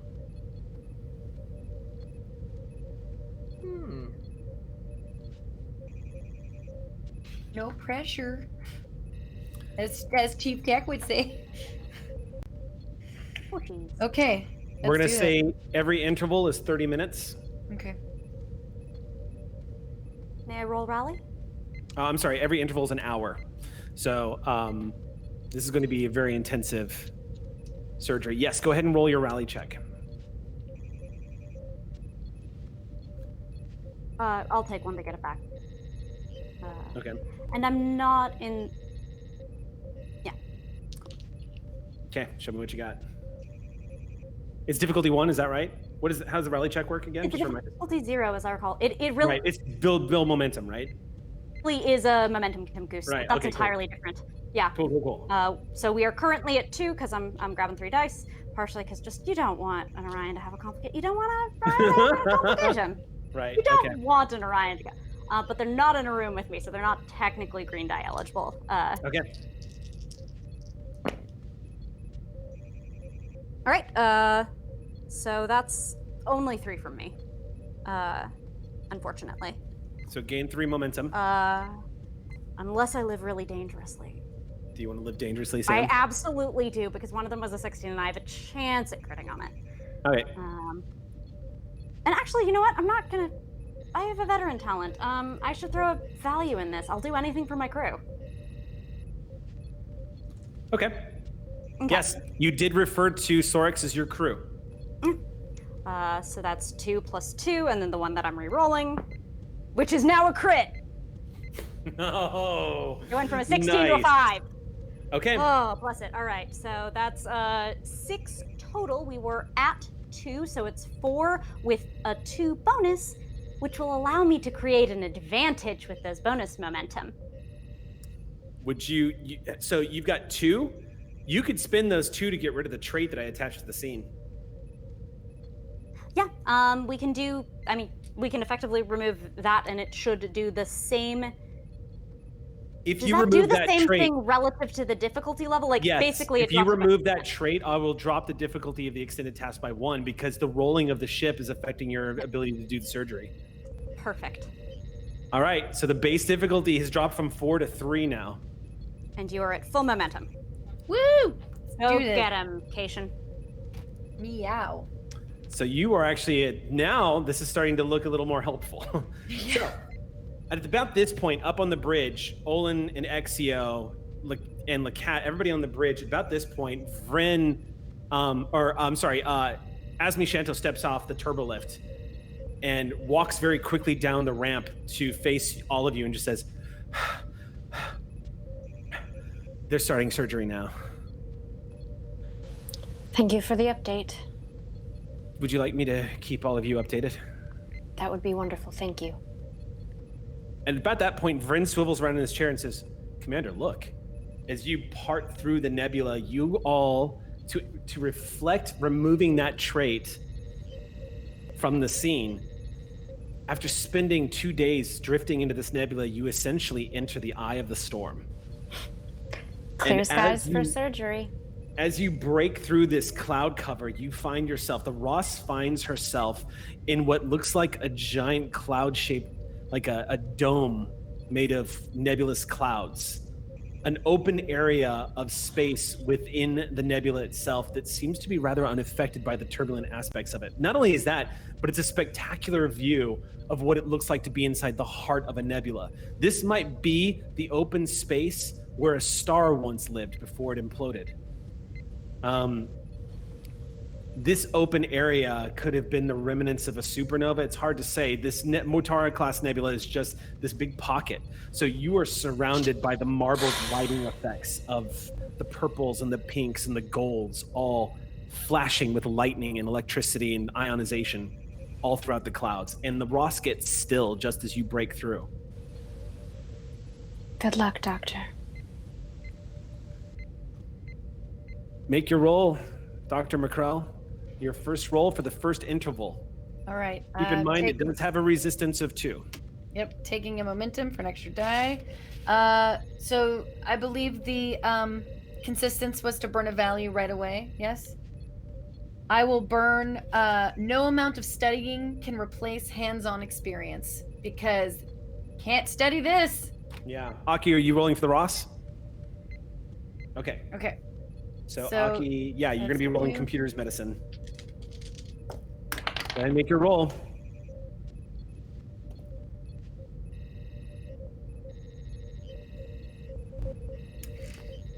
That's good. 7. I got 2 crits, a 5 and a 4. And a success with my value. So 7 successes. All right, so y'all are going to explode with momentum. Oh, okay. We can create advantages now. Not only have we removed complications, we can create advantages. We can use the qualities, most particularly piercing. But because this is an intervallic task, we can also cut that down. We have things we can spend this on. Also, just so that we get a number. So, McCrell, did you get 7 successes total, or is that adding the ship and from 10? That's 7. Just me. I got 2 crits, so 4, and then my value 6, and then 1, and then an extra success, so 7. And then Aki got 1, and I got 1 success. 8, so 9. Wow. Okay. Y'all are approaching the critical limit of the most successes we've ever rolled in STA. Tied for the Clear Skies record, I believe. Mm-hmm. If I didn't have that focus, it would not have. It would have been just 3. So remind me, Xander. Now she's gonna roll 2 challenge dice plus her medicine skill. Yep. Correct. okay. So you're gonna roll 7 challenge dice then, Mm-hmm. and this is gonna determine how much work you do. And you can spend a lot of that momentum to manipulate the hell out of this. For example, reducing the amount of time this is taking. Okay. We are at a total plus float of 10, I believe. 9 successes, difficulty 4 equals 5 on up. No, I'm sorry, we're at 9 because she took 1 for a die. I want to take a picture of this because it's so pretty. But I only have 5. I only have 5 dice or effects dice, so I'm gonna re-roll 2. But I got for the first 5, I got 1, 2, 3, 4, 5, 6 successes and 1 effect. And then I'm going to roll 2 to total it to 7. I'd like to point out that you can spend momentum to do additional work too, if you want to attack that work track. So piercing and additional work are usually the best ones to do. And I think this applies because I assisted. My talent comes into play in the nick of time. So any effect dice that you roll, you get +1 work to that. Yes. I would agree, yes, because you are assisting with this. You are, because of the arrangement that I reached with all of you, that this would be a single extended task roll, I will let you apply that as part of the research. So that gives me an extra success, is that what you said? Or effect? For each effect roll, you get +1 work. When you roll your challenge dice, if you roll effects, it works like vicious, basically. You're going to get +1. So 6 successes and 1 effect was what I rolled. All right, so that's a total of 7 work. We're going to spend 2 of our floating for piercing, in addition to the 1 that we spent to re-roll that die. So that's going to crack through the resistance completely and leave us with at least 1 more die, which I believe is what's required to make this take half as long intervallically.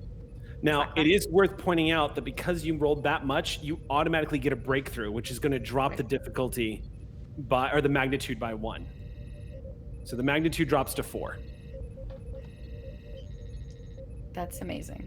This You is had- awesome. 8 Yeah, you left on had- the work track. Yeah. All And right. do we go to the next interval? Instead of using 2 No, you're still intervals, in we the should first only use interval one. because you spent that momentum to only take up half the time. Great. So this is the first 30 minutes of this procedure. As you're pulling out the Borg nanites and you're starting to slowly inject them into the lower part of the cranium. You're also using electrical feeds to sort of feed it in, and you're using the technology that Tech is sitting there with the tricorder, basically following the programming of these nanites through the system. Go ahead and make your next roll. Okay. I'm going to take a momentum. Really well done. Okay. Control medicine. Am I rolling the same thing? Yes. Oh, definitely the same thing. That's 4 for me. Okay.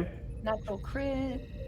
That's another so breakthrough 6. because that's 5 successes, right? Oh no, 6 you need successes. 5 successes on your challenge dice, not the Yeah. not the success roll. So, all right. So go ahead and that's more momentum for you. So go ahead and roll those challenge dice. I'm a good doctor. Okay. So we're presently at 6 momentum. Mm-hmm. 2. And then 7. So 2 successes and 3 effects. Okay. 3. Do you want to spend one for reroll? Yeah, if you want to. Yeah, that would be good, actually. Either way. You have 4 left, counting for the 2 we're spending on piercing. Okay. Didn't do anything. So Okay. same. 2 much work? successes. 2 successes, 3 effects. So 5, 6. So tell me how many total successes, and then tell me the effects after. 5 with 3 5. effects. Sorry, I forgot that the 6, 7, 8. So 8 total work done. You're going to spend momentum to get past the resistance again, I take it? Correct. Yeah, We just completed in an hour? I think so, according to my chart. So What was in that no, Rockino? no. You get a second breakthrough because you Right. complete Okay. the work track. Mm-hmm. So your magnitude drops. So your magnitude is 1 now. You need 1 more because you got 2 breakthroughs just now. You got a breakthrough before. It was magnitude 5. So right now on my chart, I have it read that you have 3. You have 2 more magnitude to defeat. No, because you filled out the work track. Yeah. So you get 2 more the magnitude of this task is now at 2. Okay. You need 2 more successes. Okay. I'll take a momentum for an extra die. And now we're moving into the second interval. That's correct. This is interval number 2. It's been 1 hour of surgery. Okay. Oh, ooh, almost dropped that one. There's not an increased complication, is there? No. No. Okay, great. No, Yeah, I haven't same. seen any. 3 from me. 2? You crit? A 2, maybe the other way around. Oh, a 20? Oh, You rolled I a got- complication? so what about you, Tech? 0. Okay, so 3 successes and a complication. You had to Okay, so We do not succeed this one. this one we don't succeed. Hubris! So that is actually that's going to cost you that's going to cost you another interval of time. Because you rolled a complication and you failed. Everything seems to be going so well. And as you're tracking the nanites and you see them regenerating some of the brain tissue, you start seeing that some of the nanites just simply start to fail. It looks like some of them not knowing exactly, it looks like they're programming. They're either searching to rebuild. A few of them turn on each other and destroy one another. A few of the nanites continue working as needed, but you do notice that the limited supply of nanites you have, not all of them complete the task, stretching into 3 hours now. So from that complication, we're gonna jump to interval number 4. And you receive an update on the bridge, Exio and Olin. It's, first of all, at this point, Ox Crew is on pins and needles because it's been a full 2-hour block with no news. Checking in from time to time, Captain Shanto is giving you regular reports, coming back up to the bridge to let you know what's going on, letting you and Exio and Olin know what's happening, letting everybody that's up there. there's an interval of time where it's just really quiet. When Shanto reports back to the bridge, she just says, they had a complication with the nanites. Everything is okay, and he seems to still be stable for the moment. The surgery is proceeding, but they've had some pretty big setbacks. The doctor seems to be pretty hopeful, though. They're still well ahead of the curve, according to her. Thank you. Just a quick reiteration to the room. Surgeries have complications. Our doctor is the best. Obviously. They'll fix it. Shanto looks like she was the one that was most nervous about this, and she just...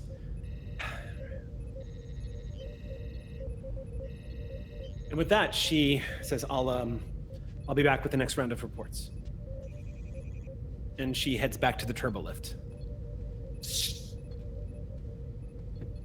We should really program a drill or something to distract everybody. Maybe light something on fire? Not again. Prawl, you can hear the reaction from Prawl just behind Olin, just going... You like to test my nerves, Captain. You really like to test my nerves. Wouldn't dream of it, Commander.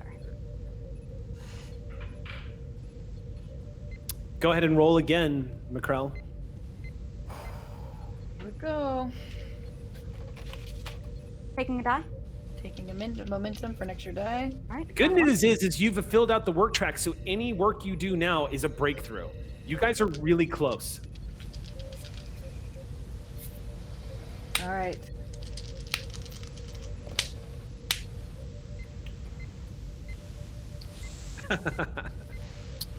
Thank you for my focus. From Sally. One success from the Ross. You got 5. Okay. 7. Jeez, Bonnie. Total. This is what you do. With everything. Okay, total. Yeah, that wasn't right, just so me. I'm not that good. That juices up the pool again. So go ahead and roll your challenge dice. You're already going to get a breakthrough from this. If you roll 5 successes on these challenge dice, you will complete the work. Because any work you do right now is an automatic breakthrough. 6 successes, 1 effect. Okay. We spend the 2 for piercing, so everything goes through. Okay. That's 6 total. I assumed. Yeah, it's 6 total, not 6 and an effect. It's 6 including me. Okay. Yeah. I'm bad at stating things. We're at 4 momentum, right? Yeah. 6 hours into surgery. I have us for 2 because we spent on piercing. I'm sorry. Yes. You were all sitting there watching the data feed on the wall. The exhaustion has finally started to set in, Chief Tech.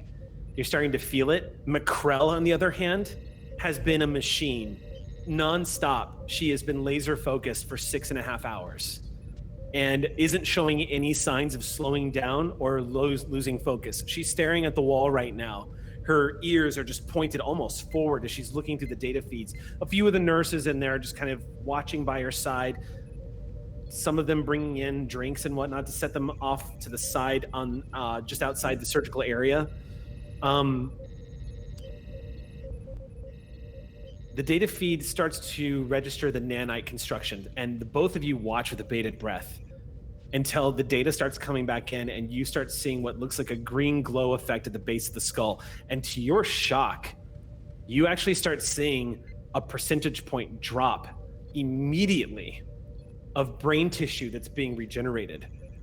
And there's a gasp when you begin to realize that not only was the procedure successful, but you're looking at the miracle and somewhat with horror at the precision and advancement of the Borg nanites as they essentially start recoding the exact physical structure of Sorex's brain as it was.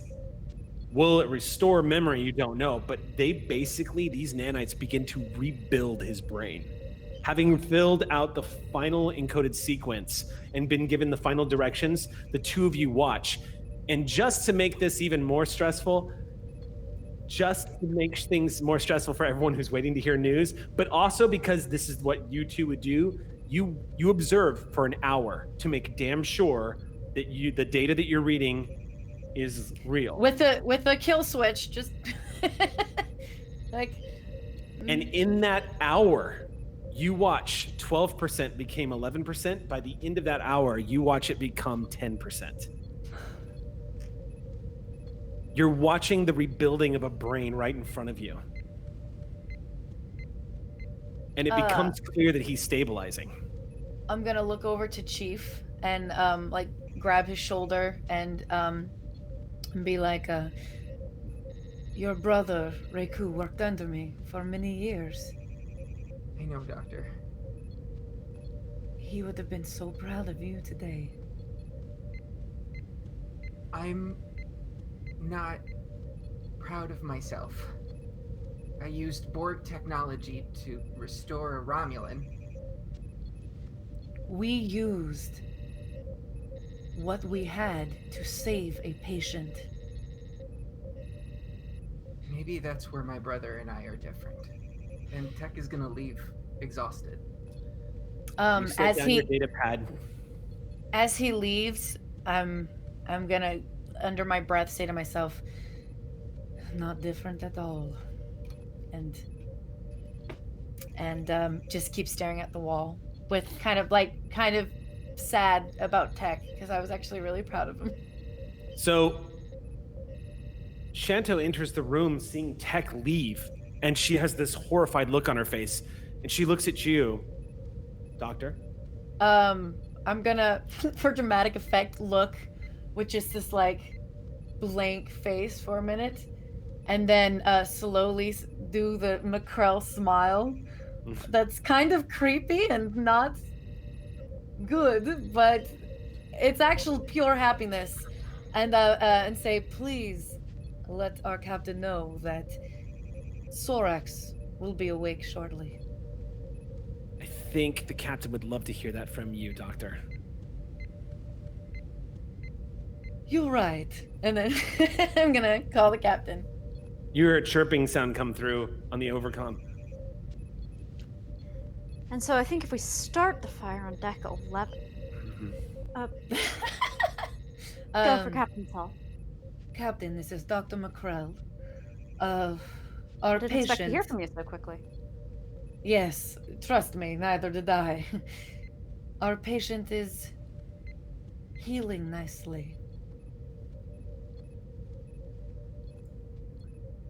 How did everything go?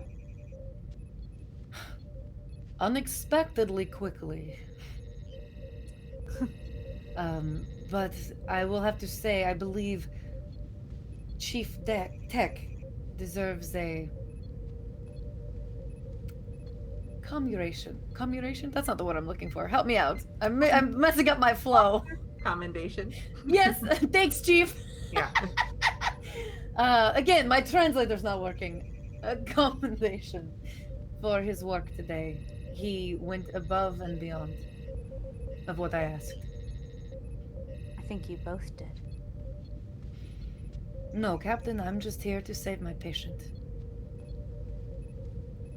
I'll let you know when he's stable enough to awake. I'm proud of you. I'm actually pretty proud of myself too, Captain. I think I deserve a nice cup of tea. Yes, go. Have the tea. Enjoy yourself. You've earned it. Yes. And then I'm just gonna be found. And I'm gonna actually make myself one of my specialties and just sit and wait and just watch the screens. While you have been conducting this intense surgery, life on the Ross has been continuing. The sick bay has still been in use. It kind of feels like you're leaving another world when you step out of the surgical bay, Dr. McCrell. And when you enter into the main sick bay, across the way, you see one of your nurses, Lieutenant Lieutenant Pirakayim, one of your field medics, who is currently sitting down having tea with what looks like an Andorian lieutenant, and it looks like they're studying medicine together, cybernetics. One of them is an engineering officer, clearly, but you can see these two officers are sitting there going over it. There's a few other people in here. One of them, you see one officer, a Tellarite, is complaining about a knee, and it's getting it fixed by one of the nurses. But as you emerge, this scene of seeing this Betazoid and this Andorian studying medical technology and cybernetics, glancing over at you and smiling and nodding. Pyrrha just says, Dr. McCrell? Oh. Is Dr. Wellix going to be okay? Yes, I believe he's going to be just fine. But let's keep that ward of the medical bay off limits for now. He needs a little bit more recuperation. She glances over at the Andorian, Lieutenant Chavalis, who also gives a big white-toothed smile and nods to her, and we'll make sure no one disturbs him. Thank you. The ambiance of the med bay going about its business, despite the fact that a life and death situation was just a battle was just had in the next room, is calming to you, McCrell. Yeah. As you're hearing the standard noises of a sick bay in use by its crew. In my mind, I'm just gonna think to myself, like, no matter how close death is, life goes on. I'm very poetic. You heard what I said. No one heard it, but I did. And I think it should go on a cookie. Okay. So by now, by the time Sorix wakes up, it's the end of Alpha Shift. And word passes up through the ship as people are getting off duty that he is requesting to see Exio. I just want to make aware that I didn't leave med okay, bay. You stayed in sick bay? And when he awoke, I wanted to make sure that I was there. And I've always to his face called him Dr. Wellix. But for the first time, I want to put like a hand like on his shoulder and be like, "Welcome back, Sorix," and also put a mirror up so he can see that the first thing he sees is that his face is also back. So this is what he does. He looks at himself in the mirror and he just Sorix, and he touches the thick ridge on his forehead that angles down, giving that angular. All of his features have always he's very much looked like a sharp face. He has a sharp nose, an angular chin, and then of course that sort of V-shaped bone structure that Romulans have. Some of them more pronounced depending on which side of the world they're from and the others. His pointed ears. He looks at himself, runs his fingers through his hair, and just says, I would like to speak to Ambassador Olin, and I would like to speak to Commander Exio, please. Yes. And you'll be happy to know that both surgeries were successful. What do you mean both? You had a complication when I was changing your appearance back. Chief Tech and I were able to do something a little bit experimental. Your brain deterioration should be stabilizing and repairing itself. You should have more control and more of your memories returning, hopefully. Well, this is all very new to all of us, but the good news is that I don't believe you'll be getting worse. How did you do this?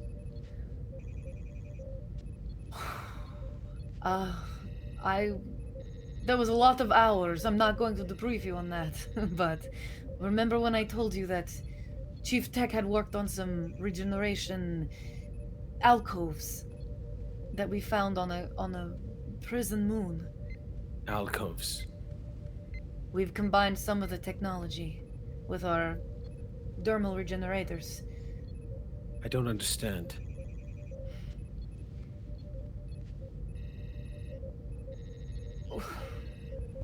We used Borg nanites to help regenerate your brain tissue. So you see an immediate reaction. You see his face fall suddenly, and his eyes widen, and says, "You used what?" You might not remember the conversations we've had, but I had told you about this idea before. This was most likely the only way we were going to restore any brain activity. His head falls back against the bed and just says, I wish to speak with Ambassador Olin Marjaniel and Commander Exio. Please. I will call for them immediately. And I do. And I stay close, just in case. Okay. So the word comes up from a rather unusual request that he is requesting the two of you by his bed. Are we all still sort of in that room waiting word with all of the senior staff? I think you and I were completing commendation paperwork for 2 officers, but yes. Yeah. Sure. I was just wondering if anyone else was in the room. Like if I was in the room with Olin and we got it together, or if anyone else was still there. Well, Asmi Shanto basically enters the room. And as she steps in, you hear the chirping over the comm from Dr. McCrell. Okay. Is Lacat still in the room? Or did you go to bed? We took a cat nap. Cat nap. You're welcome. After she heard that Wellix was okay, she's like, and great. I'm out. I just wanted to add something before you leave. I would like to sort of have an aside with you and ask if it, your permission. Would like to ask if it would be all right if I sent you some literature tonight. She is that is the last thing she's expecting, and like you literally see her do a double take of some sort, just like the smallest one, because she thinks she's like it's at that level of sleep deprivation where she's hallucinating. So the yes comes out slowly. All right, thank you. Good night. I'm going to sleep now. Good. And that's a really good reason to go to sleep. But I do want to know what the literature is later. Yeah.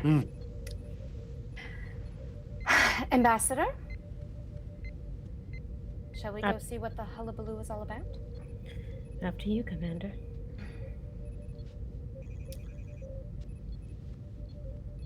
It's late now. Alpha Shift has, for the most part, is either retired to 10 forward or is getting ready to go to bed, as Beta Shift has already taken over for the evening. The lights in the ship, as Beta Shift has started, in the corridors of the USS Ross has dimmed as they do when Beta Shift begins. Walking down the corridors of the USS Ross at this time of night is always a little relaxing. Walking past the plants that line some of the hallways and the big open areas with the seated areas that people can stop and rest and sit down. The USS Ross makes excellent use of space, mostly because of it as an ambassadorial styled ship. A lot of the decks here are a lot more aesthetically pleasing, and they do have a calming effect as you all move through. However, neither one of you feel that sense of calm as you're approaching the sick bay. As the doors to the main sick bay open, you see the room in here is actually well lit, as it would need to be for being a sick bay, but it is mostly empty since the beginning of the ship. You can see on the other side of this wall of glass in the quarantined area a few of the surgical beds, one of them holding what is clearly the same Romulan that you saw back on Earth. And it immediately sends a flood of memories back into you, Olin. Yeah. Of the first time you met him. Yeah, I want to not reach out for your hand, but hover the warmth of my hand near yours. Just as a slight awareness that I understand that this is probably making you incredibly uncomfortable.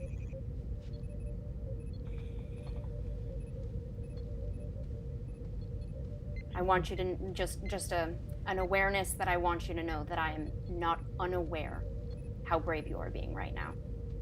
I think Olin just sort of kind of just gives you a side glance and kind of just nods and sort of indicates that you can move. And with the nod of go ahead from Olin, then I will lead us into the room with Sorax. You step into the room. It is just a lot of you. Macrell is in sick bay. She is seated in her desk right now. Having anticipated the two of you arriving, she watches with those big, beautiful cat eyes as the two of you move into the room. The door closes behind you.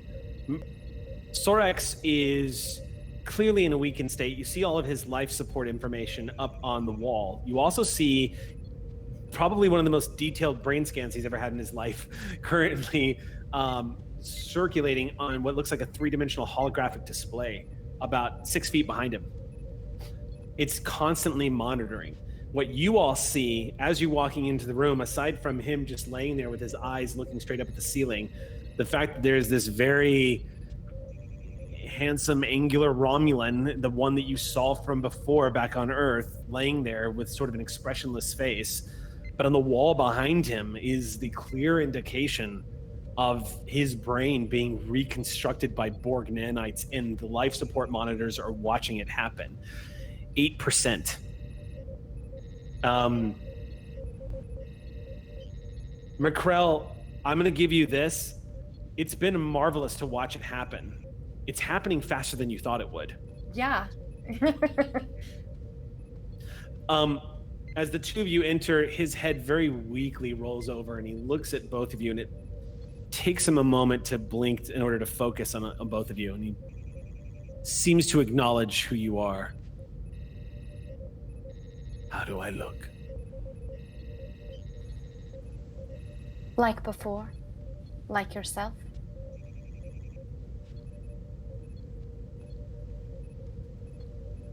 I regret everything I have said about the Federation.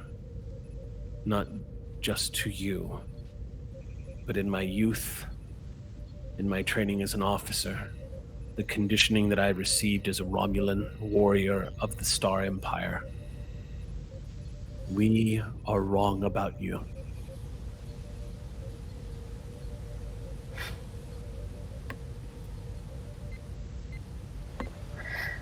We all have the capacity to keep learning and educating others about our experiences. And I'm happy to learn that your experience with us has been one for the better. Ambassador,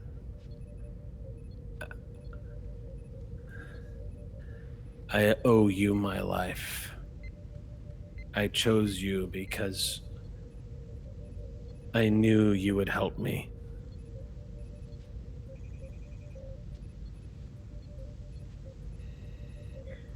I believe you told me that you saw me as an easy mark. Yes. Yes. But I was the one who was desperate.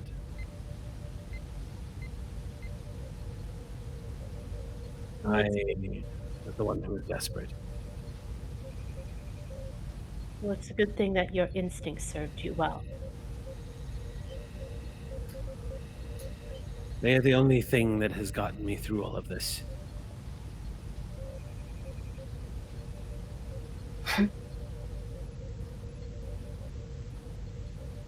I believe I remembered things. Yes.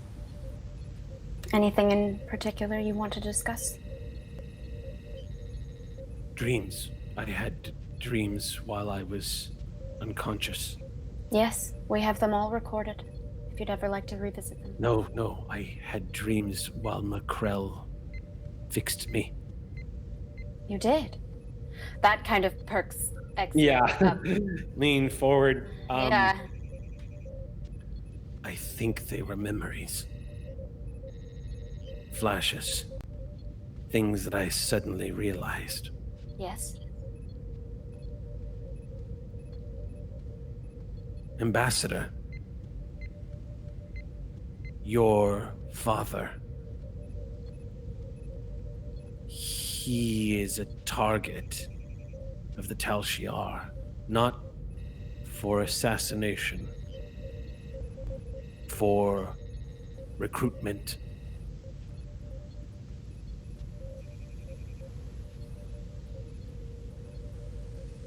Excuse me?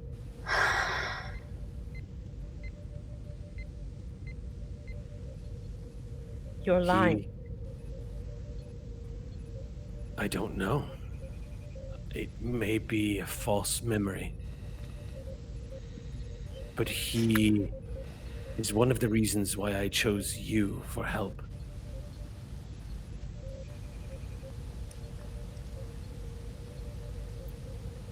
Quick question. Based on all of my if something pings, yes, and we don't have to linger on it, but in all of my research of finding out what the Romulan ambassador's career path has been like, have I been tracking any contact with Olin's father? Nothing on the surface has flagged, no. That would Okay. definitely have jumped out to you. Yes, exactly, which is why I have been researching off the side, but we haven't discussed what that research has been, so I just wanted to make sure that that didn't ping right now. Great. After a moment passes of this tense silence, he adds, I remember being told that he could be a possible asset. For what? I don't remember. But I do know now my family was a lie. There is no one for me on Romulus except her. And that's when his eyes roll over to you and says, the woman, her face.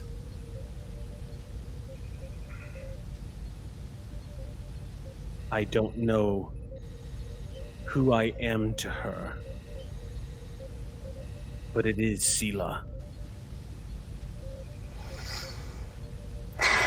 And the man is Mindak. I am important to them for some reason. I can see their faces now. Then they are no longer ghosts.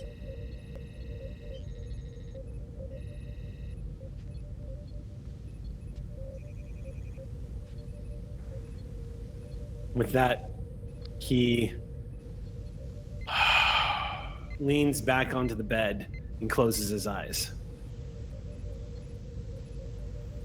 We'll let you get some rest. I'm glad you're healing.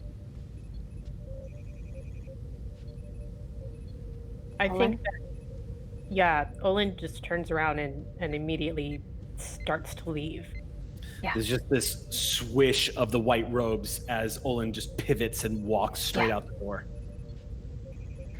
Yeah, I'm gonna let them process that before I start immediately attacking them into work mode. I'm gonna let them just Okay. I'm gonna let them marinate on that. That was a terrifying thing to learn, so I'm gonna let them sort of process that how they need to. McCrell, you smiling, and then as you see Olin just storm out of the room, go straight to the sickbay door and vanish in a flow of robes behind them. You see me like trying to say something, like don't. It's just like trying to say goodbye as Olin leaves, and just Exio obviously following, not just happening. yeah. Okay. As that alpha shift comes to an end, I want to end this episode where we began. You lay down in your bed, Lacat, and you stare up at the ceiling. The sedative medication that was prescribed to you by McCrell is by the bedside, along with an empty cup of Racticino. And as you're sitting there laying on the bedside, there's no more thunder outside. There's no more rolling of the ship. As the USS Ross drifts lazily through the eye of this great solar storm, this great nebulous storm, outside is completely calm.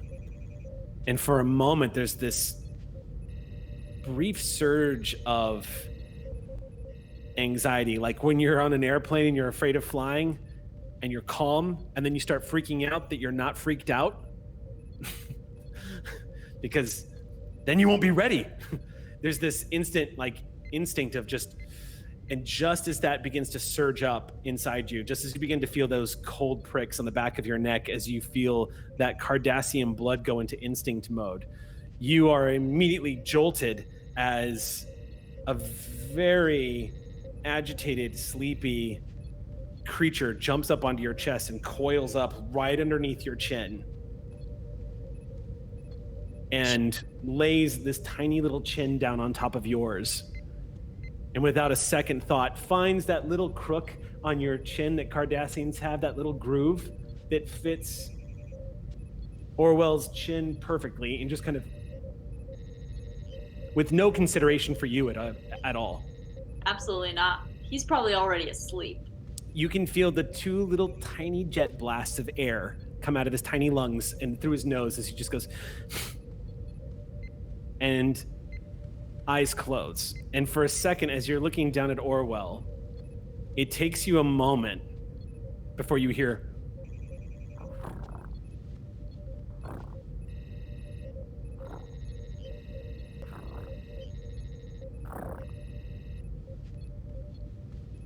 and just like that, you find yourself drifting off. And that's where we end tonight's episode of Clear Skies. I wanted Orwell. You guys, no joke, you just saved Sorex's life. His brain is no longer deteriorating.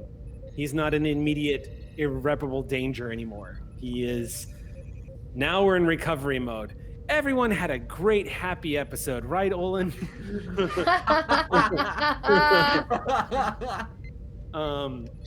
Seriously though, we have hit another XP moment for the crew, especially now. So at this moment, I'm going to be announcing this on the Discord server, but for those who are interested, I'm going to be throwing out some bonuses to our Ox crew who play on our League of Whimsy / Streampunks Discord server to let everybody know that at this stage in the mission of the USS Ross, everyone has advanced somehow. Everyone has learned a little bit more. Everyone's gained a little more experience. Everyone's learned how to fire a phaser a little sharper. Everyone knows a little bit more techno-babble. Everyone's learned a little thing or two about cetacean ops. People now understand how holograms work. People are doing a better job at making drinks on the promenade. Yeah. Like, at this point, the crew of the USS Ross has become a well-oiled machine, my friend. And when news gets around that Sorex has been saved, there are already parties being planned around the Ross on off-duty hours where blue drinks are served, but they are not Romulan ale. They observe Federation law. Solus can help them out with that. So that'll bring our episode, the curtain down on tonight's episode. Great game, y'all. Great game. More mysteries to be had out there. We'll see what happens next. I'm particularly curious as to what's going to go on with Olin and I know Exio and the captain have been planning something. So I'm really curious to find out what y'all have got cooking. That doesn't sound like something I would do. Yeah, that's a good point. Does that sound like The something cook we is would do? obviously Xander. It's tech. I apologize. The cook is tech. I apologize. That's going to do it for us tonight, everybody. Thank you so much for joining us for the story of Clear Skies. We will catch you back here at 6:30 p.m. next Monday night. Until then, everybody, hailing frequencies are closed.